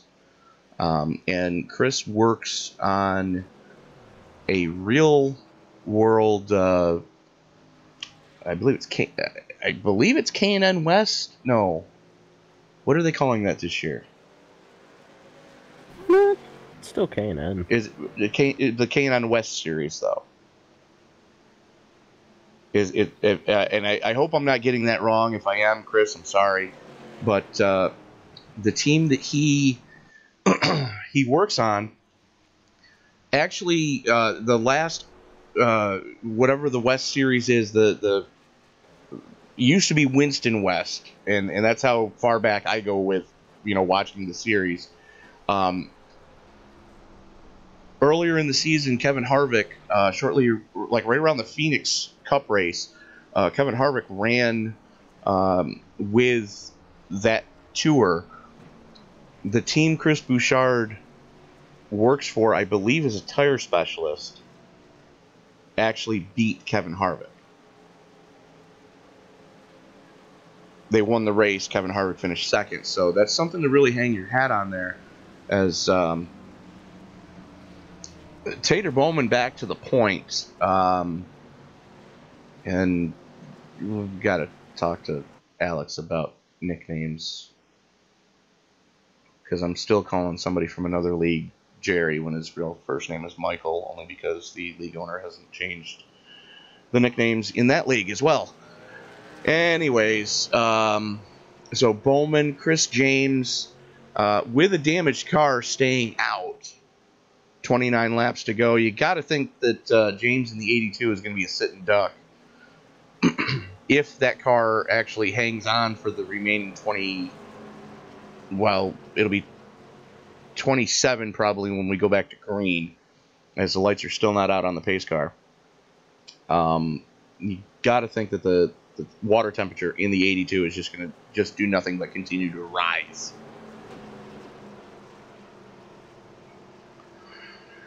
And look who's starting next to each other. There's Brady Briggs in the 18, and directly behind him right now as they're pacing, Chris Bouchard. So those two are going to start directly next to each other in row number 3 as of right now anyways. It's going to be interesting to see how the two of them can work their way through the field, as it looks like the 18 may have some left front damage on that car.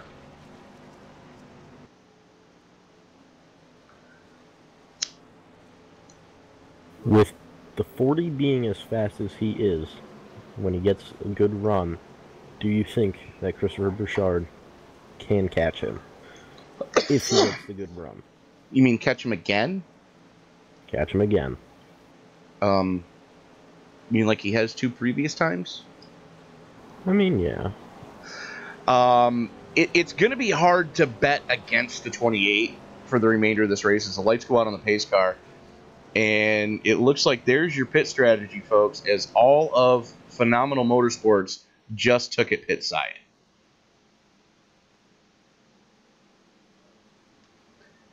Interesting call right there. So Bowman gonna have the button when the pace car pulls off.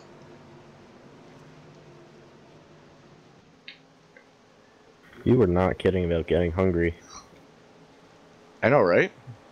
You got It's Red's bad. Apple Ale on the 82. It's bad, man.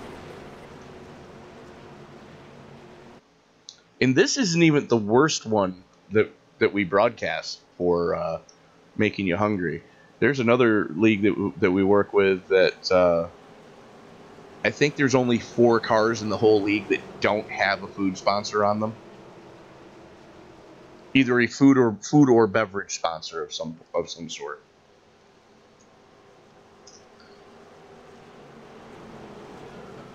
I was gonna say the 40 car doesn't have food on him. Yes, he does. He's got Ruby Tuesday on the side of him. Yeah.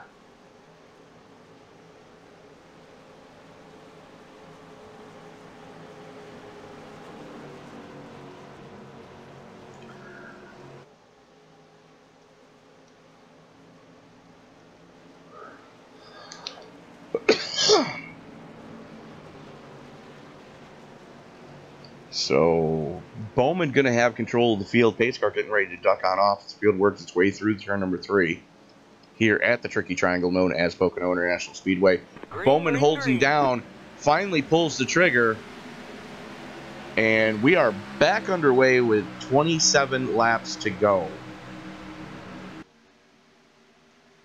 You were And saying that the 82 looks like he's got damage. It looks like he's holding up pretty good. he is right now, but you got to think that that car is just a sitting duck right now. As look who's behind him. Yep, I just looked at that. Side by side through the tunnel turn. And the 18 gets a 18 just got nerf. shoved. Straight up hockey hip check. Here comes Christopher Bouchard on Tater Bowman. Wasting no time. Well, he's got the draft. As the 15 of Alan Alphonse goes to the inside of Chris James in the 82. Am I the only one that... I know I'm not playing it, but I'm kind of hearing the theme from Jaws right now. Oh, I'm hearing it.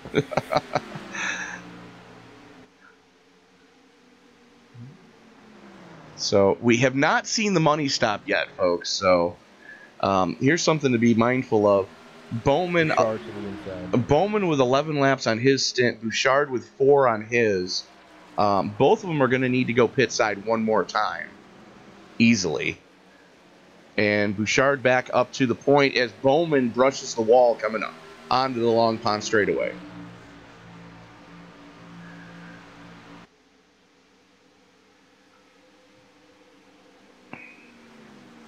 All right. And Brady Briggs all over the back bumper of Byron Rodney right now for 4th. You got to think that little bit of nose damage that Briggs has is slowing him up. And here comes Eldred, who burned his fast repair to the inside. Gets his nose cut off, has to check it up.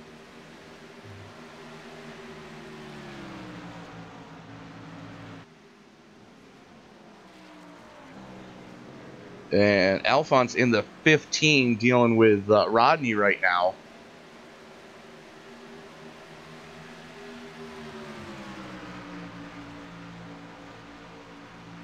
Meanwhile, Chris Bouchard has just flat checked out. 2.5 to the good as they haul it off through turn number 1.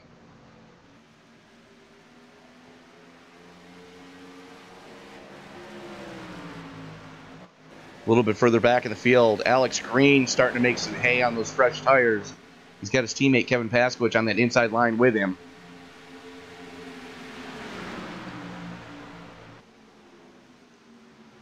And the 82 is dropping like a stone.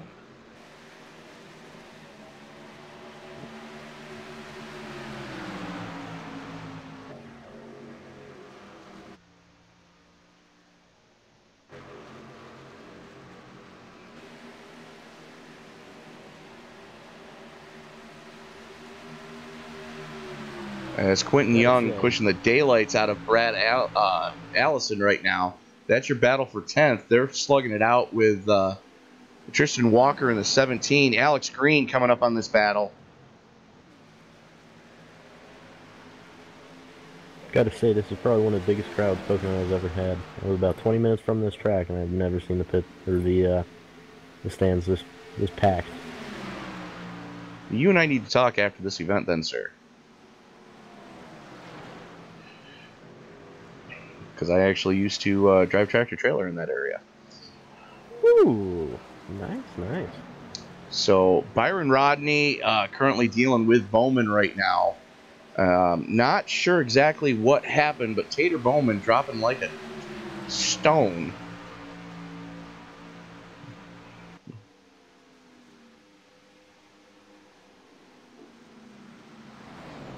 Brady Briggs to the inside. So that's Alphonse in the 15 up into second. Rodney currently sitting in third as Bowman and Briggs slugging it out for fourth. And Cody Eldred currently sitting in sixth, silently stalking.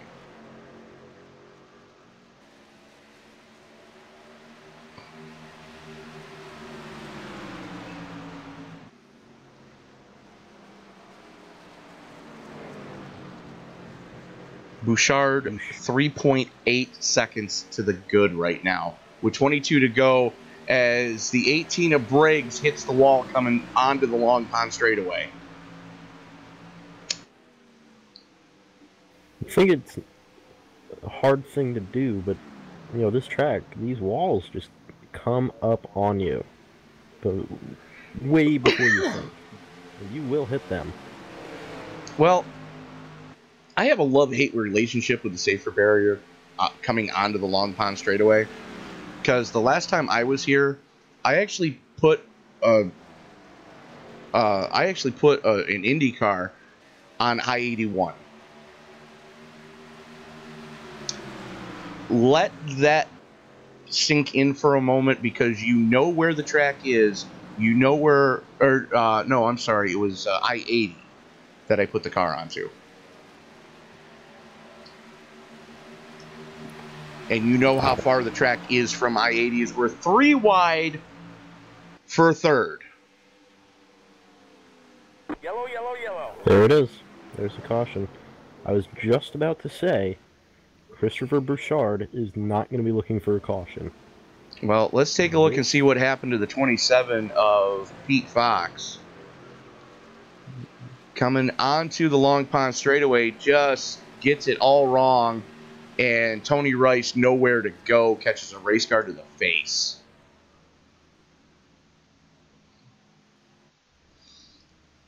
But yeah, there's a glitch in iRacing that with the Indy cars, if you hit something just right, it accelerates the car almost like you're skipping a stone and firing it out of a cannon. I actually put a DW, or no, it was an IR05 Indy car, the old 2011 Delora, onto I-80 from turn 3. That's far. Yeah. Easy to do, though, when the car's traveling north of 1,000 miles an hour as it takes off and pegs off the timing tower. Wow. I hit where the safer barrier and the concrete wall meet. I hit that just right. The car accelerated to 1,500 miles an hour, skimmed, ricocheted off the timing and scoring tower on the front stretch pit wall, and just over the fence in turn 1 and just kept sailing. And the trajectory I was on, I would have landed somewhere, I'm thinking somewhere around I-80.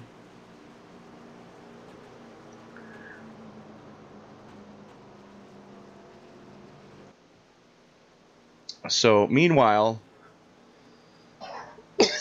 19 laps to go. We've seen that you can make it the distance from here if you conserve fuel. It's gonna be pretty tight. It's gonna be tight, but it can be done. And Almost everybody. just about everybody bringing it down pit side. Brad Allen's staying out. Sorry, Brad Allison in the 03 staying out. Now the question is, do you gamble to take 2, get track position, or do you take 4 Mr. Feelgoods and be able to work your way through traffic? Because Johnny Antonucci stays out as well.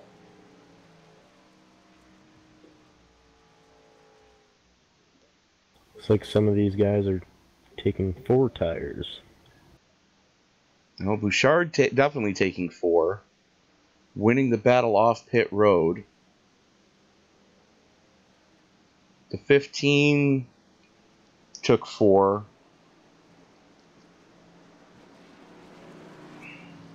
Looks like everyone took 4. And Brad Briggs busted for speeding.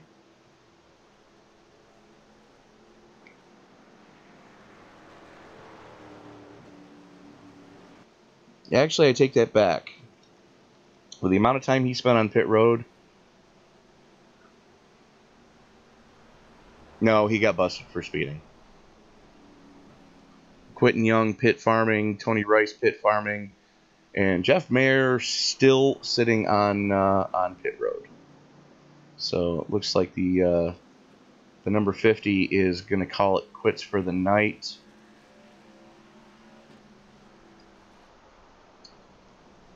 Pretty decent day here in the Pocono Mountains. Current air temperature 78 degrees. Track temperature at the start of the race was 104 degrees. 55% relative humidity with a 2-mile-an-hour wind out of the northwest. Let's just say, I wish this wasn't a simulator in the weather type. Tell me about it. Thunderstorms here. We're predicting snow up here tomorrow. You need to get to Florida. No. No? No, I don't want to deal with hurricanes. If I'm going to move, I used to live in Arizona, and you know I've often been sitting there going, why the hell did I ever bother moving back? And then a friend of mine that I still have out there posted on their Facebook page a picture of a 22-foot boa constrictor ringing their doorbell. Oh yeah, that's why I moved back.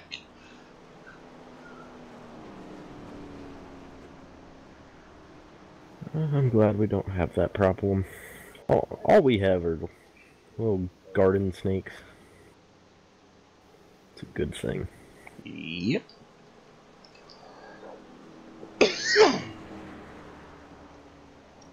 So David Gervais looking to get a wave around that's going to put us with 19 cars on the lead lap. Brad Allison in the Goodwrench 03, 13 laps on his current stint. A little bit of damage on that car. I got to think that the 03 is going to be a sitting duck when we go back to green.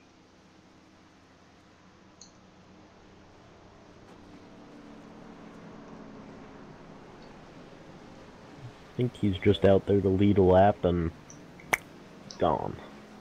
Well, he's got the lap led. Yeah, he's bringing it down pit side this time. So that's going to hand the lead of the race back over to dun.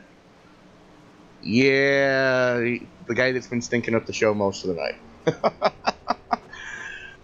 night. Chris Bouchard in that Swartz Diesel number 28. The only way around him is to pit, go a lap down, pass him on fresh tires. Only way to pass him. Well, the lights are out on the pace car, so if you haven't gone down pit road this time, you're a little bit late. Byron Rodney coming in for a splash and dash. Going to be restarting one of the last cars on the lead lap in the 75.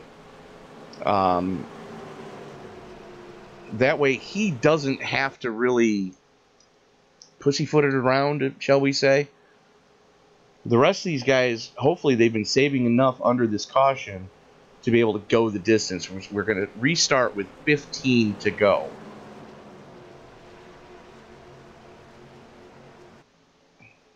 Bouchard, Alphonse, Eldred, Bowman, Pope, Paskowitz, James, Green, Walker, and Sparks, your top 10.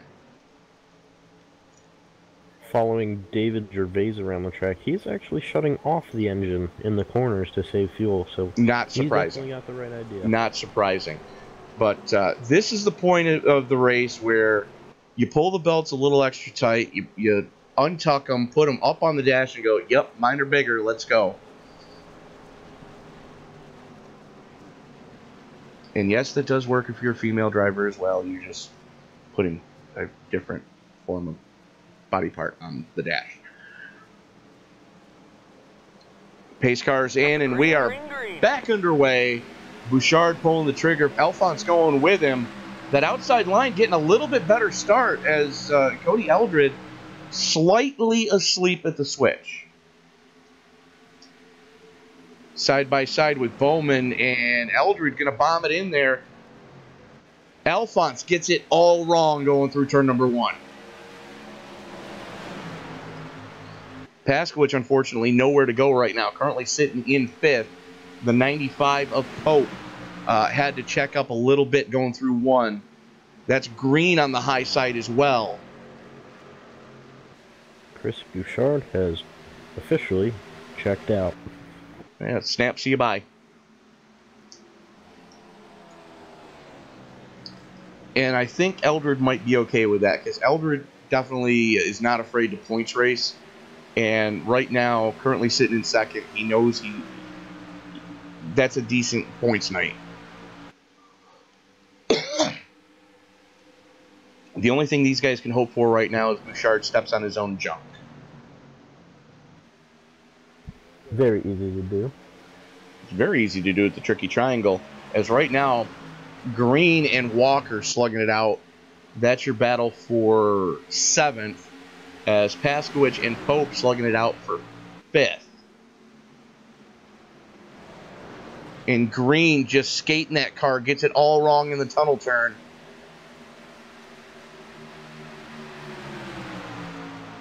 And they're almost 3 wide going into turn 3.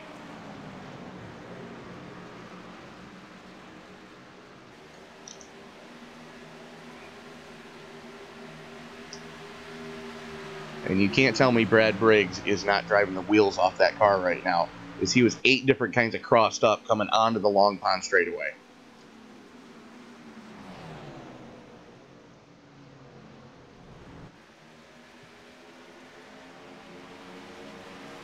It kind of looks like the 14 is somewhat catching him a little bit. Well, I'm thinking that Eldred... Probably not enough to do anything. Eldred might be quicker in some places. Like the tunnel turn, Eldred appears to be a little bit quicker.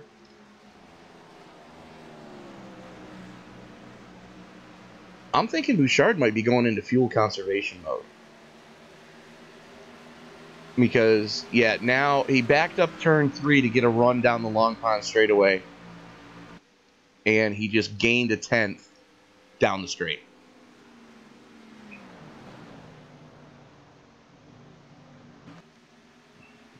And then gained another 10th going through turn 1.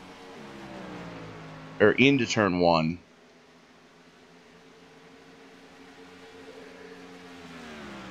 Eldred picks up 50 thousandths coming into the tunnel turn. So Bouchard's better off of 3 and into 1. Eldred is better off of 1 and into from off of 1 to into 3. Eldred's better.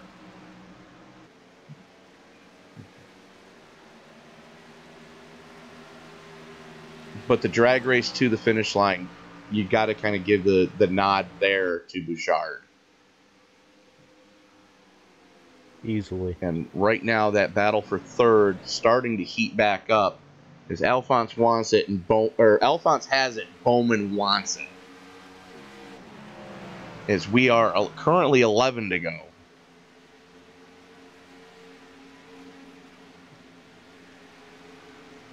And Briggs, excuse me, ladies and gentlemen, Briggs and James slugging it away. James just bombs it into 2. How he got that car to stick, I'll have no idea. And Alex Green doing a little bit of lawnscaping. And here comes Mike Whitaker, the world's fastest hippie, back into the top 10. So a little bit of trouble early for Whitaker, able to rebound into the top 10 as he's side by side with Green going into turn number 1.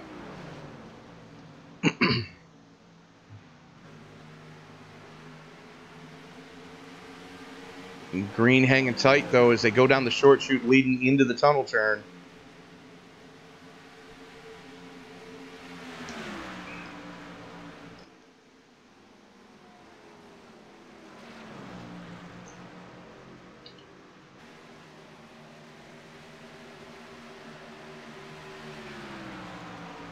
Meanwhile, Eldred... Oh! Bouchard just pounded the wall. Completely pancaked the right side of that number 28. That's the break everybody needed. Eldred to the inside. Side by side coming out of turn number 1. We are 9 laps to go. Bouchard making that 29 as wide as he dare do. Eldred has to deal with Bowman now. What was a cakewalk is now a battle.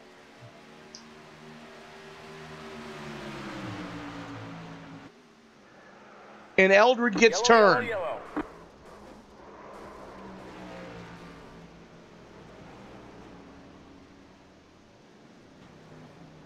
He is not going to be happy about that one. Safe bet. Let's watch that again. Here they are going into turn. He just punted him.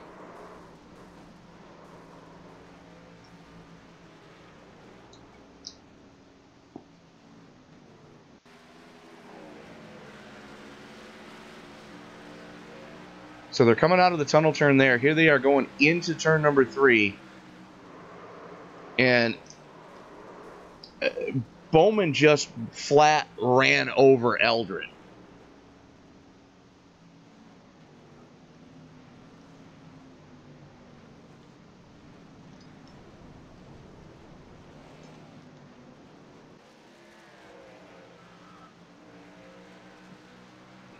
Oh, man.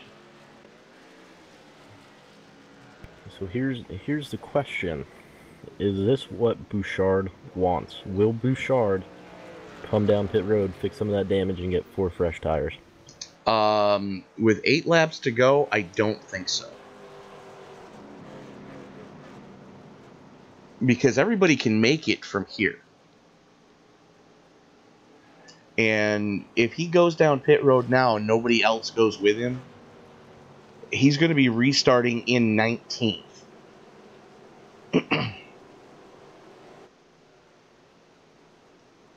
Oh, he's pitting. Well, he's pitting. The 40's got to pit. The question is, did Bouchard already burn his fast repair? Everybody stays out, except for him in the 15, or 40, sorry, him in the 40. The 40, the 14 are coming down pit road. The 91 going down pit road.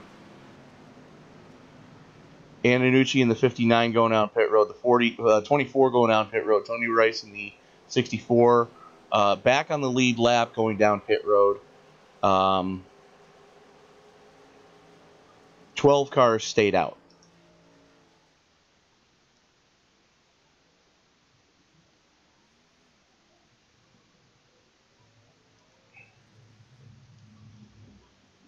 So Bouchard's going to be restarting in 13th. And he's going to have a lot of cars to try to work his way through. And not very long to do it. We're probably going to have 4 laps.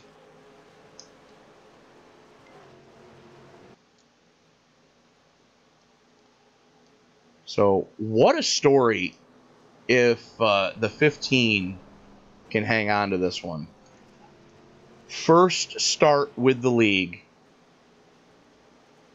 at arguably one of the toughest super speedways around. Trickiest. Well, they don't call it the Tricky Triangle for nothing.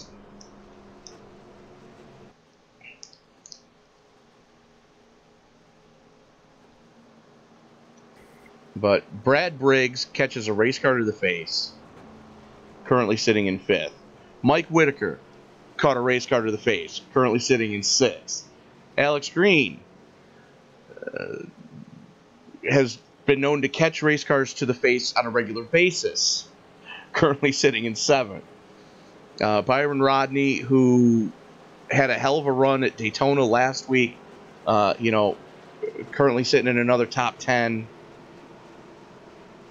Tristan Walker, whose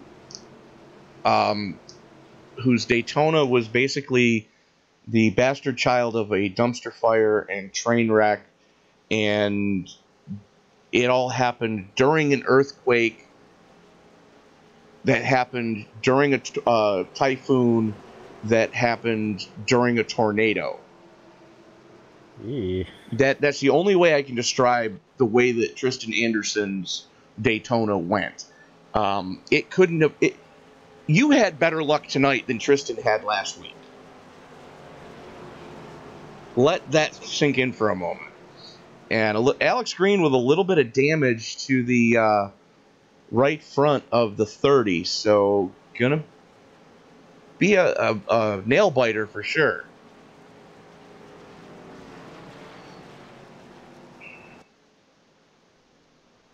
Well, last week was definitely something. I don't know what to call it, but it was something.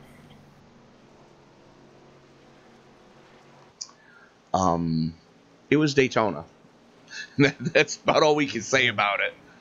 And still maintain our PG-13, rating here at Beaufort Broadcasting. Wreckfest. No. It was Daytona. You got to chalk it up that it's Daytona. But you are watching a presentation currently of the Pasky Sports Cardiac Cup Series that is powered by XS Sim Gear. XS Sim Gear is a brand new company on the market, getting ready to release their first beta test for sim racing peripherals at a reasonable cost. For more information on how you can get involved with XS Sim Gear, go to their Facebook page, XS Sim Gear. On Facebook, that's the letter X, the letter S, Sim Gear. As the lights are out on the pace car, we are going to have 4 laps of... Okay, we're going to try to have 4 laps. Oh... Yeah. I would say I'm going to hell for that one, but there's that whole restraining order thing, and long story. We don't need to know. We don't need to know. We're all good. Well, Satan's still pissed about the whole daughter prom thing anyways. So Alan Alphonse going to have control of the field. The field works its way through the tunnel turn right now. He's got some big names around him. Yes, he does. Asquith. You got Pope.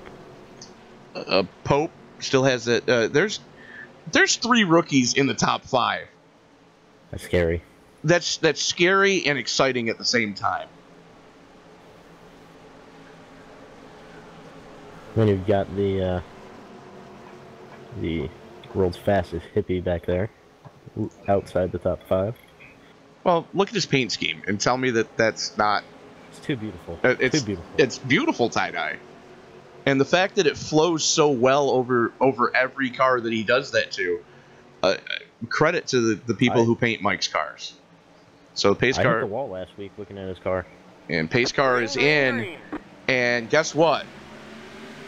We're 3 wide already. Pasky was not waiting. Well, the green flag came out, and Alphonse didn't pull the trigger. Big news. Christopher Bouchard has brought it behind the wall. Oh! Yeah. Next Yellow, flag yellow, ends it. yellow. There it is. That's the race. So Bouchard quit the race.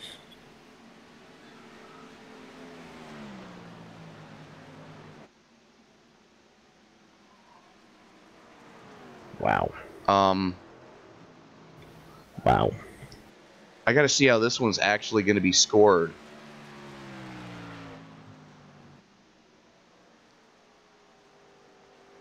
Because the top 5 gives me the top 5 at the line, and Paskowicz had a nose out front. So it's going to be interesting to see how this sorts out once they catch the pace car. Pope. It's Alphonse, Pope, Paskwich, Briggs. Well, that's the way it currently is. What was it when that pace car came out, or when the caution flew? We're about to see. So who's going to go where?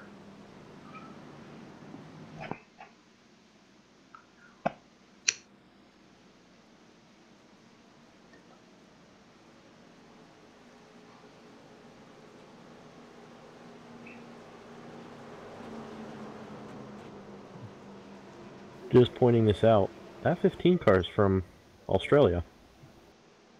It is very early for him. What the hell? Oh, yeah. No, he just hit the wall. Did it? Ooh, I didn't even see that. He just headlonged into turn 2.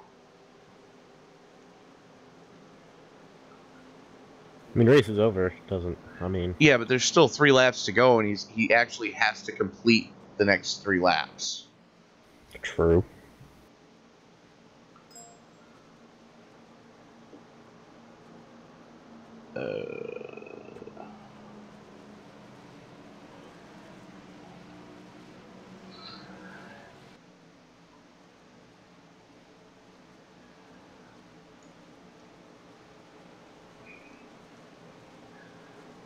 So we're waiting right now for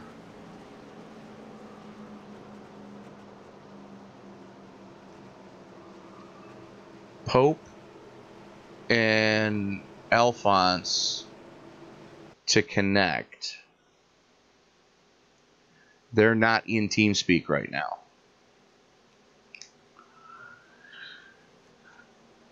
And unfortunately, the announcer's curse holds true yet again. The only person I've actually interviewed tonight, Chris Bouchard. Chris, I'm sorry. I didn't think it was actually going to do it. Oh, criminy.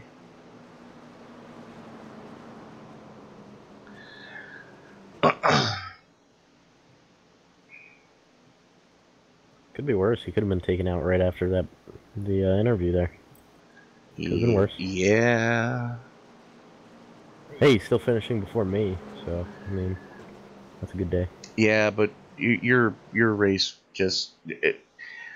We're getting a GoFundMe started for those who have nothing but bad luck in races, and we're going to offer a sacrifice to some racing deity. We haven't picked which one yet, or which one's plural, and just try to get some people's luck turned around.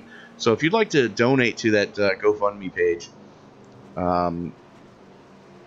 we actually ask that you go to phaware.org and send the money there.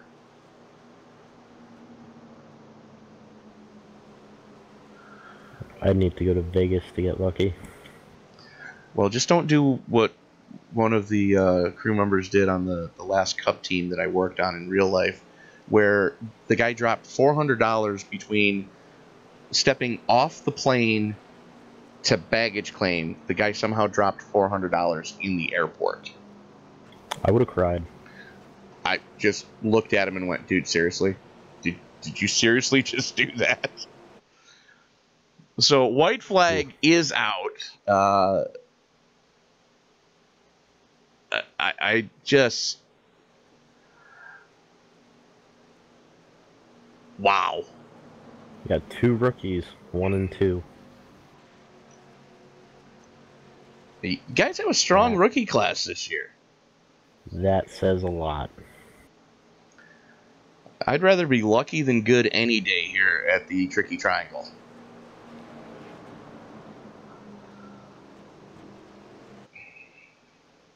There's not one car without damage. Oh, sure there is. It's got a light bar on the top of it. Doesn't count. You phased through that car. Well, you weren't specific. Well, now I don't have to be specific with you.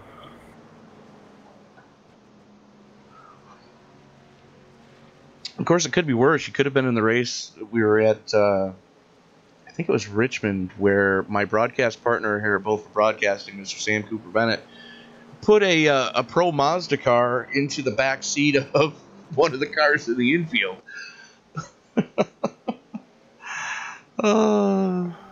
Wow. Yeah.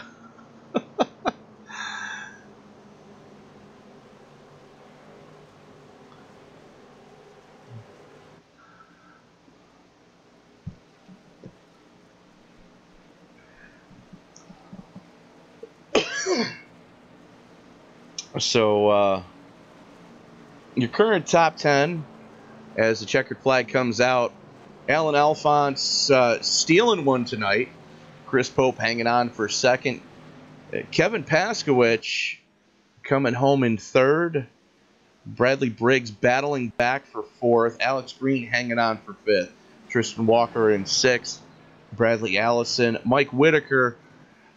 Bradley Ray. And Chris James hanging on to round out your top 10. So we are going to...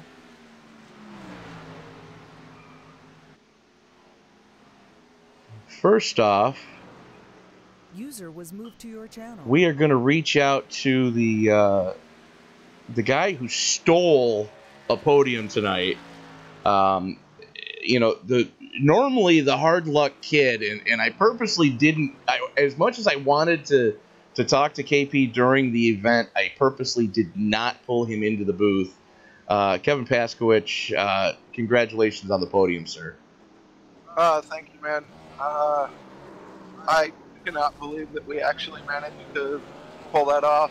If that caution had come out, 200 yards before it did, I think we would have been the winners of this thing. So, really proud of the team tonight. We played strategy. We had some, we were good to the end there. I don't know if the other guys were, if it went and stayed green. So, PH Aware, both for broadcasting, the mighty, XS Sim Gear, just, thank them all for letting us put them on the cars, and, glad we could bring home a third tonight. Well, it was definitely fun to watch. You guys on Phenomenal Motorsports, you were on a little bit different pit strategy than everyone else, and had it stayed green, it would have been interesting to see how that would have played out for you guys. Yeah, under green, I was about a quarter lap to the good, half lap to the good, and some of our other guys were a little bit more, a little bit less, but we were all good to the finish, and we were saving like hell. So we figured, Chris, Christopher Pope, some of the others probably didn't have the juice to make it to the end, and that's what we were banking off of. So did you happen to see what did take place with the guy that stunk up the show and led the most laps tonight, Chris Bouchard? Yeah, he pitted and no one else did. No. The reason why he had to pit. No, I didn't. I was just too far behind that battle. I think I was in 5th or 6th and a few seconds behind. I didn't quite get to see, but Somebody said he tried to tear down the wall. He did. He tried to give the fans in about the fourth row of the front grandstand a souvenir, and that was going to be his driver's helmet had he hit that wall any harder. All right, well that makes sense. I know he was saying in game that he wished he still had a faster pair, but you know, regardless, he ran a heck of a race, and he always does. I mean, he's one of our top competitors, so it was weird. Kind of felt bad for him, where at the same time where I was going, hey, we might actually have a chance at this now. And then, you know, just those top 3 or 4 that had dominated the race just all kind of fell by the wayside. So gave us a good shot. Like I said, I'm simultaneously happy and disappointed about a third.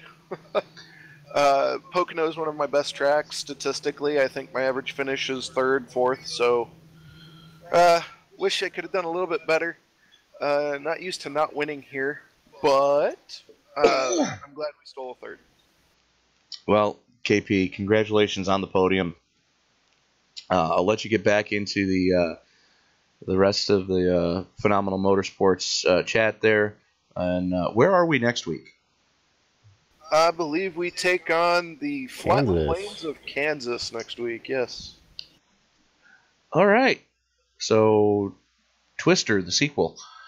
Best of luck to you next week, KP, and looking forward to seeing you then. All right, thank you, man. Thank you, Tony, for everything you do, and you know everyone, both for broadcasting, Alex. We have fun here. It was a great race. I'm incredibly surprised for a second race in the series, going to Pocono and being as competitive as it was. And you know, we didn't really have that many cautions early on. It got kind of hectic towards the end, but it was a lot of fun. So thank you guys, and we'll see you next week. All right. User was moved So out of your Kevin channel. Paskowitz there, coming home with User was moved to your channel. as he said, disappointing podium, but the man of the hour in his first start with the Pasky's Pasky Sports Cardiac Cup Series. Alan Alphonse, congratulations on the win, sir. Thank you very much. It's crazy. Wow. First race, first win, unreal. So talk us through how all that boiled down to. You were running pretty competitively all night long. What happened from your standpoint when that the second to the last caution came out? Yeah, I feel real bad about that. I started like everybody else, shifted up into 3rd gear, and it decided it wanted to go into 1st gear. I couldn't get on the button fast enough to let everybody know. I tried to get up against the wall, but I ended up getting rear-ended, and yeah, I feel real bad about that. Something that I've had a problem with. I thought I licked it a while back. It hasn't done it in a long time, so yeah, that was pretty bad on my part. And nothing more I could say about that. It was just a shifter issue. Well, you know, stuff like that happens. We've all missed a shift. You were able to battle back, though. Not the very last caution, but the one just before it. What did you see? Because that happened right in front of you, if I'm not mistaken.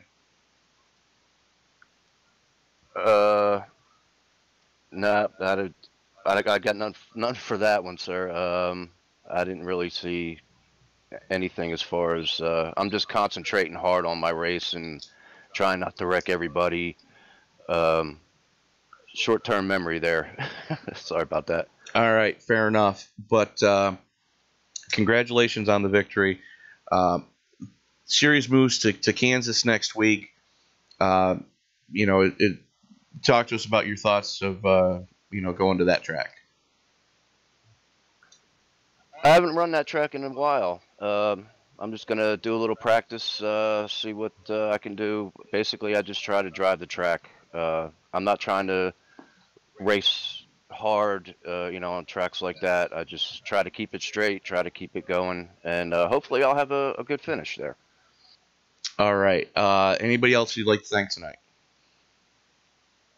Well, I'm very new here, so I don't know all the names, but Alex, who thank you for the invite. And I just thank my wife for putting up with me for running like 3 nights during the week on the weekends. Thanks, hon. And thanks to everybody, in this new league I'm in here. Good fun, good racing. Well, you've definitely, announced that you're going to be one of the names to watch as we move forward in the league, move forward in the series. Best of luck to you in the future, and congratulations on the win tonight. And thank you for putting this out there. I appreciate that. See you next week. All right, so there's your winner, Alan Alphonse, hanging on for the victory.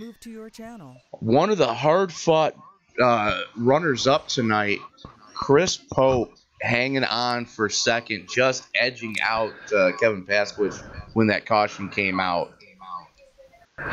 Yes, sir. How you folks doing? So yeah, this is the first time I ran Pocono in the Cup car, and I think I'd only ran it in the trucks before. And honestly, just joined the league yesterday. Honestly, with the B car, got talked into running tonight, and I really enjoyed it.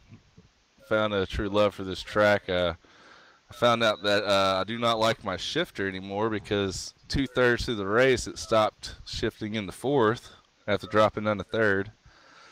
It really screwed up a lot of things, but got a little bit more patient on the last half. And if I would have had 10 more seconds, I would have ended up winning this thing. But that caution came out a little too soon on me. But it was a heck of a race, a lot of good racing going on, and probably a good show for the rest of the guys. Well, Chris, funny you should say that because we talked to Kevin Pasky first, who finished third.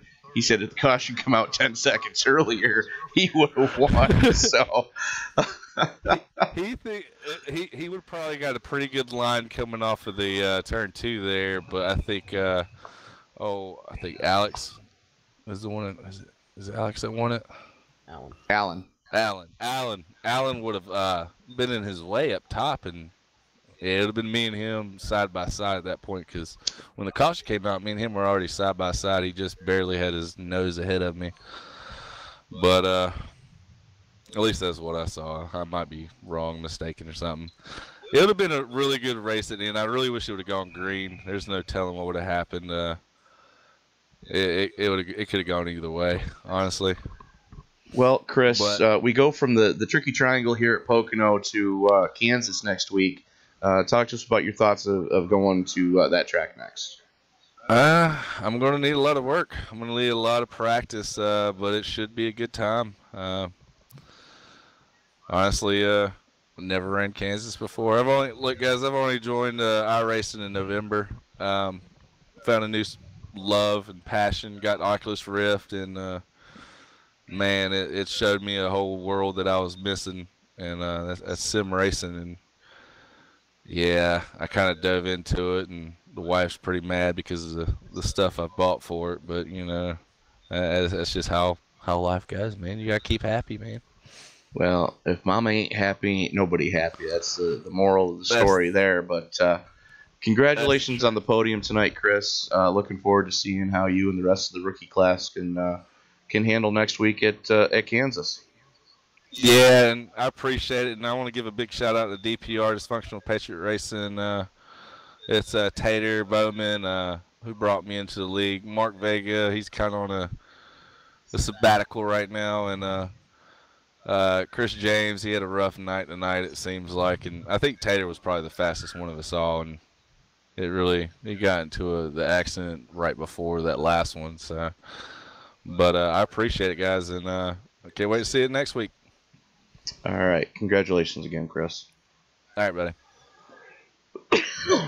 User was moved out of your channel. All right. So, run down a quick running order here. Alan Alphonse hanging on for the win. Chris Pope coming home in second. Kevin Paskowicz hanging on for third.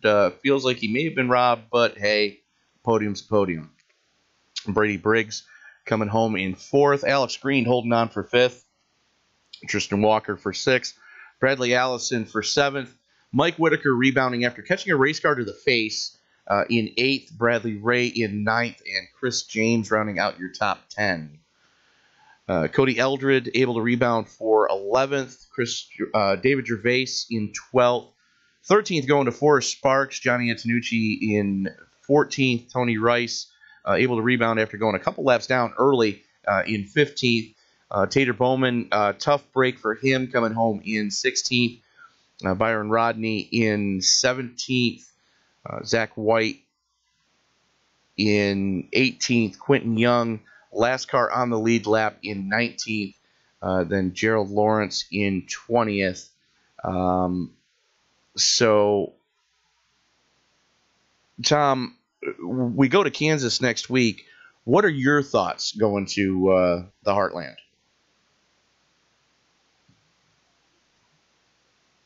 It's gonna be a fast track. I think we're gonna see a lot of the names up front again. It's gonna be something. I think it'll be pretty good. With the names that we're seeing, Chris, and all the guys that finished up front tonight. I think they'll be back up there next week. It's a very tight track, but it's a very quick track. Very much so. Well, that's going to do it for us here from Pocono. You have been watching a presentation of the Pasky Sports Cardiac Cup Series, powered by XS Sim Gear. XS Sim Gear, of course, is a brand new company looking to bring peripherals for the sim racer to the masses at a reasonable price. You can find more information about XS Sim Gear on their Facebook page. Website to come shortly. That's XS Sim Gear, the letter X, the letter S, Sim Gear, on their Facebook page. Again, we do have to also give a big thank you to PZ Overlays for providing tonight's overlay. Paul Zoda, you can find him on his Facebook page, does some of the most beautiful overlays in all of iRacing.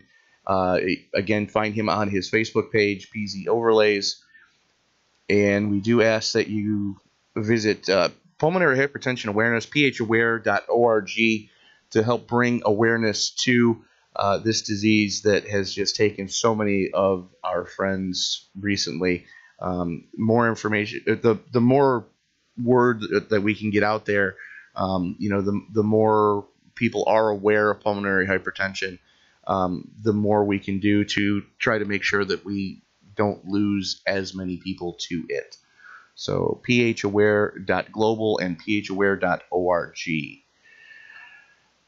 This has been a presentation of the Pasky's Cardiac Cup Series. This is Tony Trapasso saying we will see you, I believe, Monday night for the Pasky Sports Cardiac Truck Series.